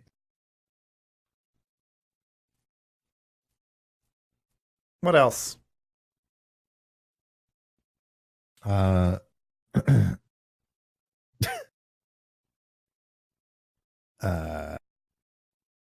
Well, the Queen of England's still alive. So I guess when they say long live the Queen, they really fucking mean it, don't they? Yeah. Jesus Christ. It's gay month. If you're not celebrating gay month. Also, what I like to call it is lesbian month because it makes it more exciting. Yeah.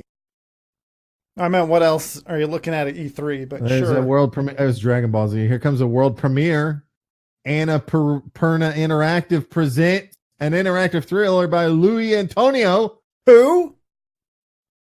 I don't fucking know. 12 minutes. 12 minutes.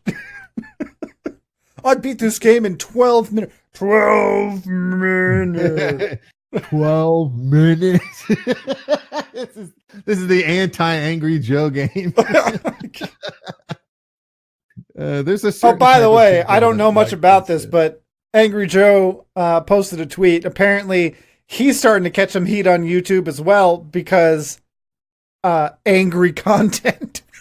Angry content? Yeah, like, motherfucker, he's Angry Joe. He's been Angry Joe for like, what, 15 fucking years now? Are you talking about the adpocalypse? Yeah. What Yeah. the fuck? You're too angry, Angry Joe. Can you fucking tone it back a bit? Oh, yeah. Apparently, Keanu Reeves is in Cyberpunk 2077. Like he's an actual actor and he's character. in the Matrix. Well, he's got like a cybernetic arm, and it's his face, and it's his voice. So, but That's is it cool. is it Keanu Reeves? Like when you go up and talk to this guy, does the name pop up above his head? It says Right, Keanu it's Reeves gonna be Keanu Reeves, like in the future, as himself because he's immortal. Hey, what is going on in this game right now? This guy's about to kill his wife. What the fuck is going on? Domestic violence simulator. I'm buying this. Is it in VR? I don't know what the fuck's going on in this game. It's some kind of thriller with a home invader kind of situation, getting tied up. Oh, if you care, the new Call of Duty has been announced. It's Modern Warfare.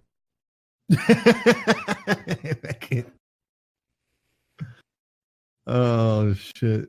Just in case, I don't know if you care about that, but I mean, big surprise. I said that I'd get it if it was Modern Warfare again because I actually liked the first Modern Warfare. We knew that's what it was already. It's been announced already. Yeah, we should probably get the next Ghost Recon as well because that looks really fucking good. We'll see. I don't really get the point of Ghost Recon. It's kind of like Jungle the Division. Like I can't handle these kind of games, man, where it's like you're a deer and you're kissing your child deer and you got to go through the world as a deer and it's all cutesy and bubbly and there's going to be a sad Bambi moment. Like fuck off. Okay?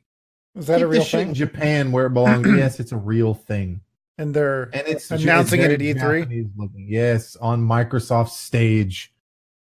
Like, save this shit for Japan, okay? This is some weeb shit. Hold on, keep watching. It might take a turn for the worse. Maybe you get the actual Bambi's mom treatment, right? Like the screen just turns red and you just... Deer Hunter 7! This is very Japanese influence shit. Like, this is the kind of... You've seen these games before, these like isometric Japanese games that are cel-shaded and it's animals trying to survive in a metropolis setting after humans have been gone or something, you know? I've actually never seen anything like that. Xbox Game Studios presents Gears of War 5, another trailer. By the way, if you pick up the Xbox Pass tonight, even if you get it tomorrow or the day after, whatever, you get the Halo Master Chief Collection with Reach all the way up to whatever. What, on PC? On PC. Is that the one they're releasing on Steam? It's part of it. It's part of it. Like, I'm not saying you get it just if you grab it tonight. It's part of it. Okay, but that's coming out on Steam, right? No, you gotta go to your Microsoft store. Yeah, they said the Halo's coming out on Steam. Which Halo's coming out on Steam? It is, but this is part of the pass I'm talking about. You get it for $5 along with the 100 games you get. You also get it as part of that pass. I mean, I'm not super excited about Halo in general, but I'll play it again.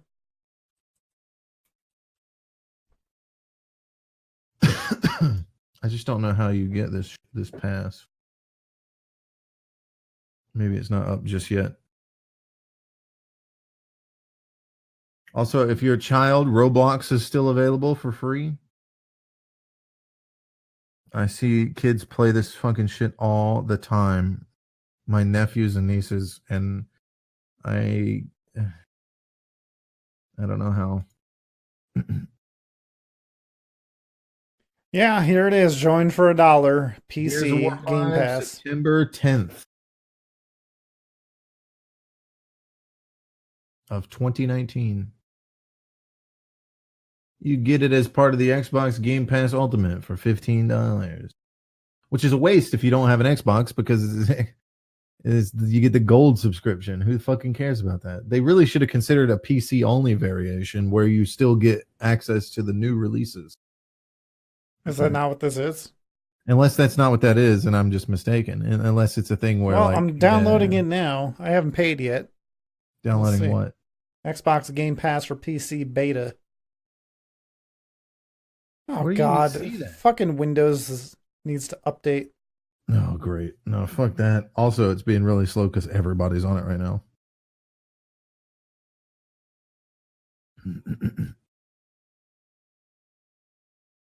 So 3 months from now, you get Gears 5. They're introducing Gears 5 Escape.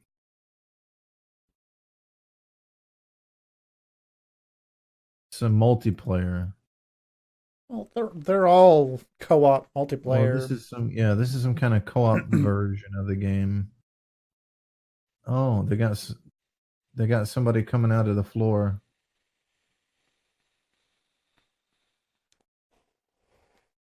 All right, so going Xbox games now available on Windows 10. Crackdown 3, State of Decay 2, Sea of Thieves. So you've done this, right, with Sea of Thieves? What happens when you get What happens when you get an Xbox game on Windows 10? Like, do you get the PC version? Do you get like options you can change? Yeah.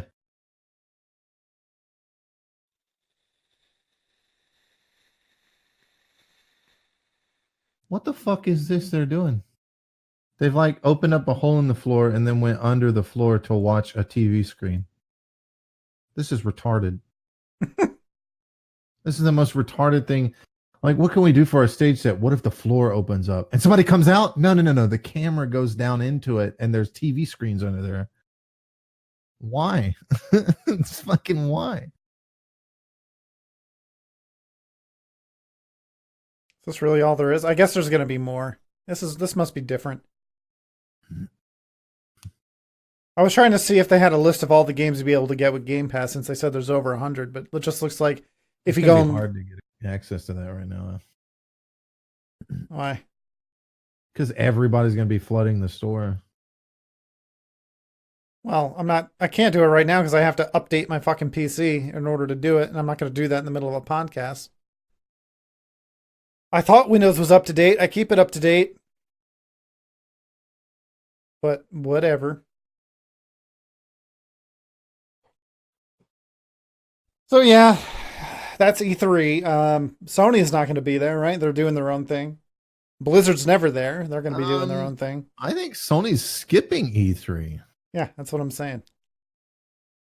But I haven't even heard anything about their experience thing or whatever it's called.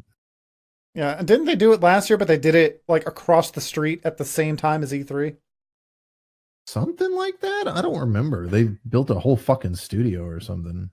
Yeah. People are expecting a new console at Microsoft. That's what they're expecting. Some kind of talk about.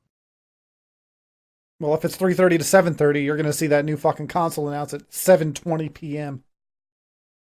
That's the last thing. Sony said it would not attend E3 in 2019 because it was looking for other, quote, inventive opportunities, unquote, to connect with its own community. What?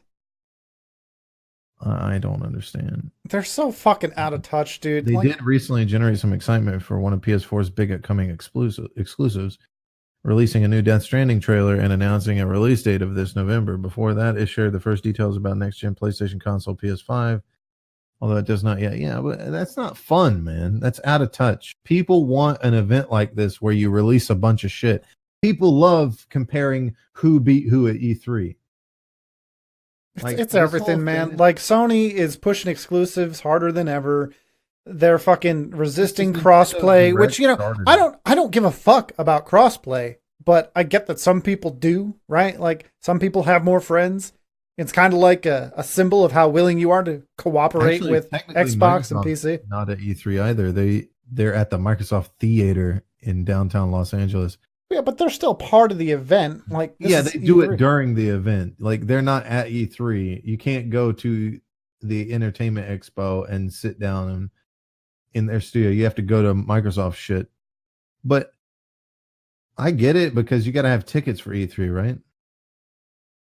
I don't know, man. It's changed so much. Like, it used to be press only. Unless you were press or celebrity, you couldn't go to E3. Yeah. Now it's open to everyone. Okay, so the company recently confirmed it will not host its annual PlayStation Experience this year. So I guess they're just releasing information when they release it, which is really lame.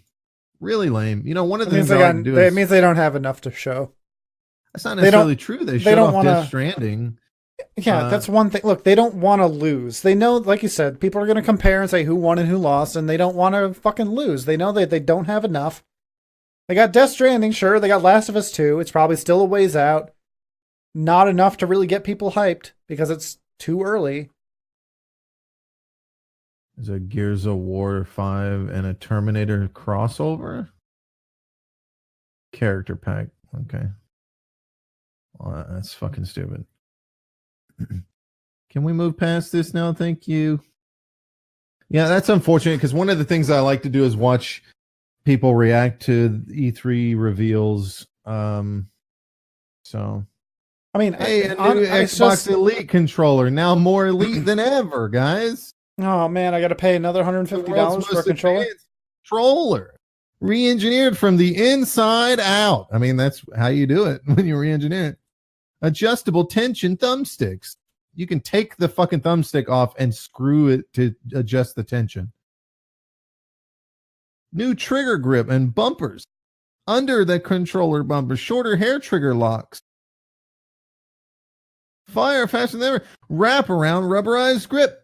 More ways to customize thumbstick and paddle replacements. Yeah, okay. 3 custom profiles. Apex Legends, Forza Horizon, Gears of War, just as an example. All right, good. I don't feel like I'm missing out with mine. Bluetooth connectivity. Yeah, I'm definitely good with mine. Rechargeable battery. Detachable charging dock. Up to 40 hours per charge. 30 new ways to play like a pro. $400. No, I mean, the Elite controller is actually really good. It's what I use. Xbox Wireless Controller Series 2. Pre-order now at Xbox.com. We're not going to give you the price on stage because we don't want to lose E3. It's $100. No, that's all good and everything, but like this is already more than customizable enough. I mean, you can customize the they give you like 3 different sets of thumbsticks and 2 different D-pads, and I just use the default. Mainly, I got the Elite controller because I like the rubberized grip. I like the paddle options, even though I don't really use them that much. And I like the D-pad, because the one that it comes with is like this disc thing. And you can put on a regular D-pad, but the disc is actually really nice. That's probably how all D-pads should work from now on. But all that other shit I don't really need. Right. I don't need to customize it per game. I mean, I have to get one at some point, so this is good for me, I guess. Are you playing as the same guy in Dying Light 2? It sounds like him. Some of these moves look really cool. Like he charged a zombie off of a cliff and then used it as a landing absorber, shock absorber. They give a release date on that? I'm waiting for it. It's just some trailer. They showed it fucking last year at E3, so 2 years ago, right? 2 years ago is when they announced it and showed a trailer. Was it? I thought it was last year. He's infected. He was infected in the first one. His name is Aiden. Is it the same guy? I don't know. Yeah. Give a release at spring 2020. Next year. Gay. World premiere. Cartoony bullshit. Here we go. Xbox Game Studios presents Forza. Fuck off. Oh my God. They always put cars on the stage. What is that about? Look at this real car.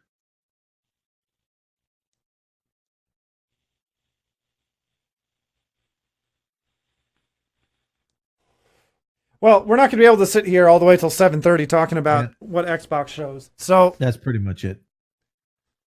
Next week, we'll have the full story. I mean, I don't even care about E3 in the sense that, like, if you're at E3 or not, but like this is like the Christmas season for gamers, right? This is where all the big hold on. This is where all the big shit gets announced. So fuck you, Sony, for being like, Sony, fuck whatever. You were the chosen one. You had the high ground. Also, here's a big announcement: Forza 4 Lego cars. It's the regression. You know what we need in our fucking realistic car simulator? Lego cars. Everything is awesome, but not really. Kill yourself.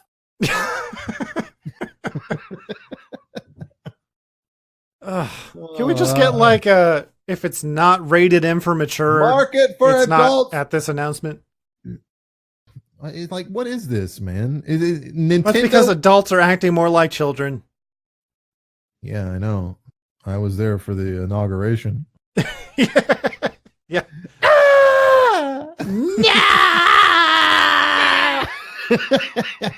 Oh, that car is made out of Legos on the stage there. Okay. Can we go? Someone should go pull a Street Fighter on it.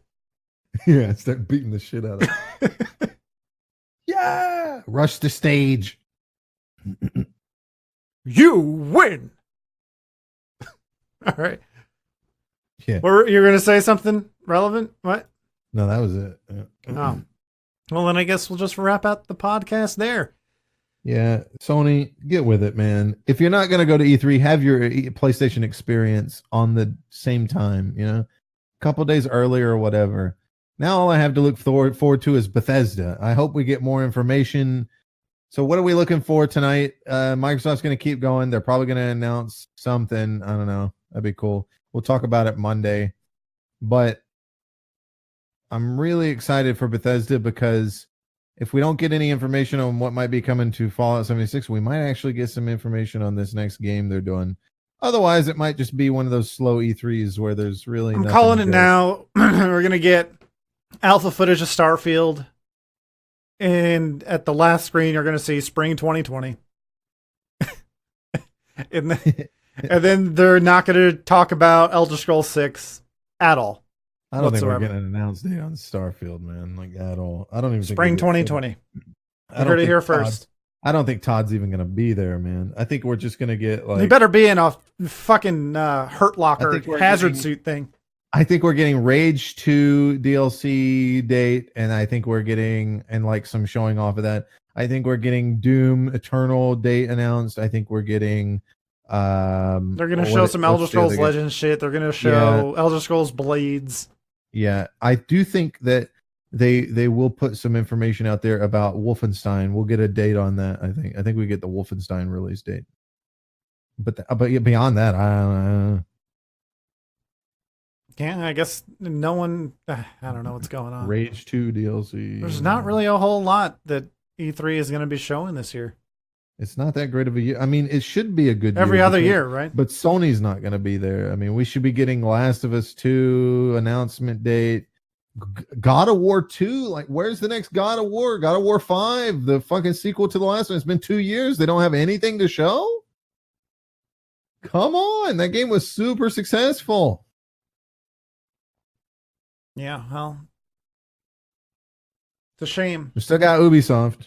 Maybe Ubisoft is the savior. No, I mean, no, it's going to be the same shit, which is fine. It's Ubisoft, but I mean... we might get a Far Cry announcement or something. Yeah. I'm not going to get hype over Far Cry. I mean, I like Far Cry and everything, but it's 2 weeks of gameplay. Yeah. I'm not going to get hype for 2 years for 2 weeks of gameplay. 2 weeks of I know what I'm getting into. It's really just... It could all just be an expansion to Far Cry 5. Yeah. At least they're not trying to make it like a 10-year thing. This is our 10-year plan. Far Cry Online. There's definitely next gen stuff coming because Starfield's supposed to be next gen. It's weird. I feel like we're supposed to be getting some. I mean, we know PlayStation 5's in development. Microsoft's got to reveal their next system, right? I don't know. I mean, they kind of just came out with Xbox One X. Honestly, like, I don't really see the point of having new consoles if they're just going to do this shit. Sega, for the very first time. Oh, we never talked about Stadia. Japan's greatest online RPG. Oh, God. Phantasy Star? Launches in the West via Xbox One.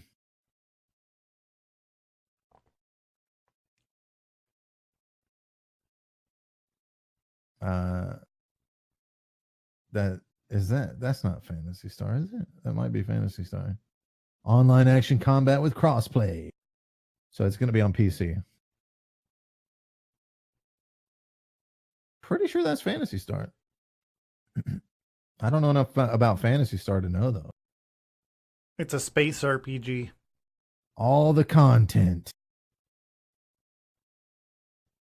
There's mechs in it. All the bosses and epic battles. Dragons? All free to play. Pay to win. Pay to win.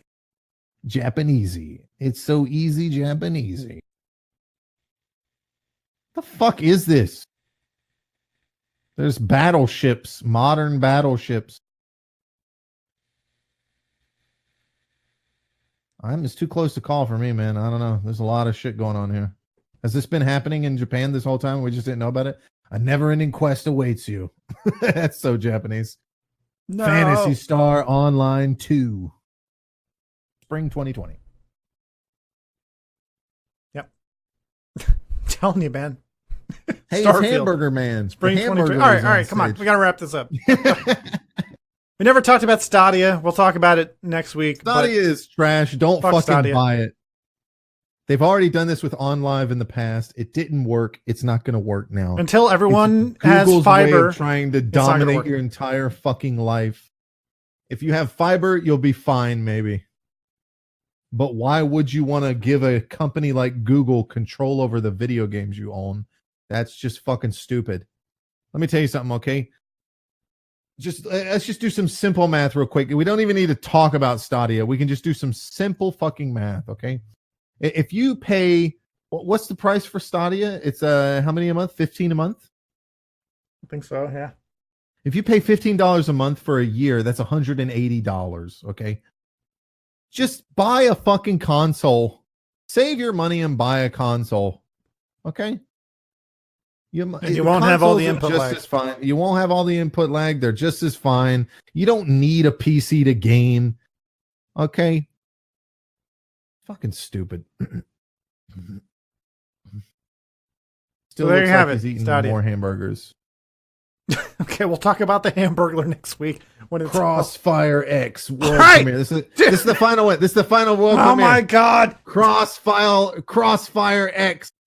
Crossfire. This is part of the Xbox Game Pass and shit.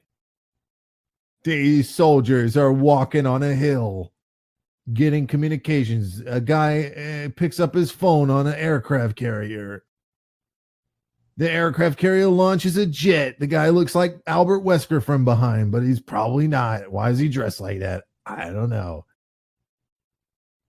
Global risk companies got a PMC with AKs standing in front of some people at a table doing a little bit of like, this is interesting, actually.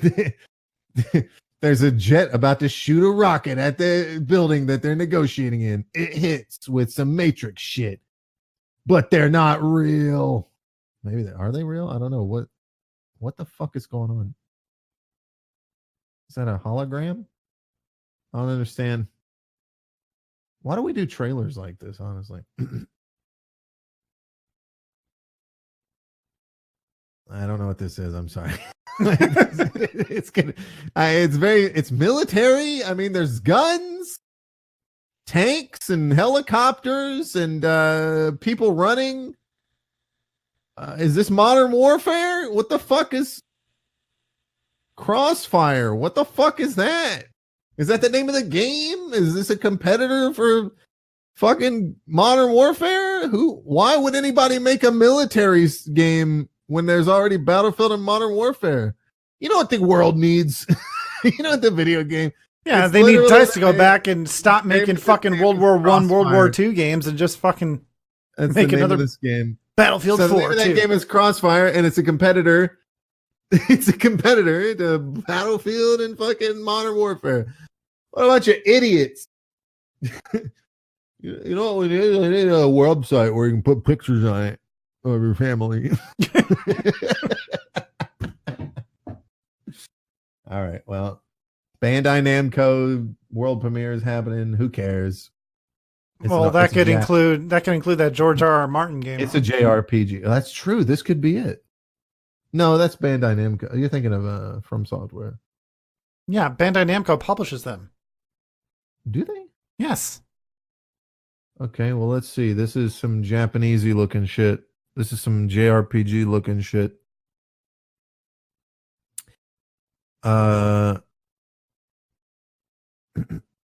Tales of Vesperia or some shit like that. This is not the George Martin thing. All right, well, I'm not holding. I'll read about it later. Shit. All right. This was fun. Yeah. I'm going to watch this shit and prepare my anus for Monday. Yeah, tune in next week for the full recap of E3. You can find me all on week long on twitch.tv/TheKnightTerror. Yeah, thanks. For reactions to E3. # React patent pending. Yeah, patent pending React. You can also find me on Twitter and Facebook and YouTube. I'm also selling my graphics card. So find me on Facebook if you want to buy a graphics card. My old one. Yeah. Again. It works. # it works. Patent. Yeah, I fucking posted pictures that it worked. That's a whole story. I don't want to tell the story because I don't want to tell people what I'm selling it for. If you want it, you'll find me. Tales of Arise. So whatever. Weird Japanesey shit. You can find Gabller in certain places at certain times when he feels like showing up. I stream. And we're playing Witcher 3 right now. Which it's getting interesting. I just made it to the DLC. I just saw titties. Yeah. I go out of my way to make sure that all the titties in the game will be shown on stream. Yes. Just to really push the borderline of what Twitch is allowed to show. But, you know.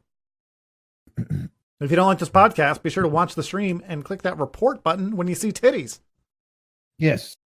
Report the Night Terror. For breaking TOS. All right, thanks for listening, everybody. You'll hear us next week. Go fuck yourself.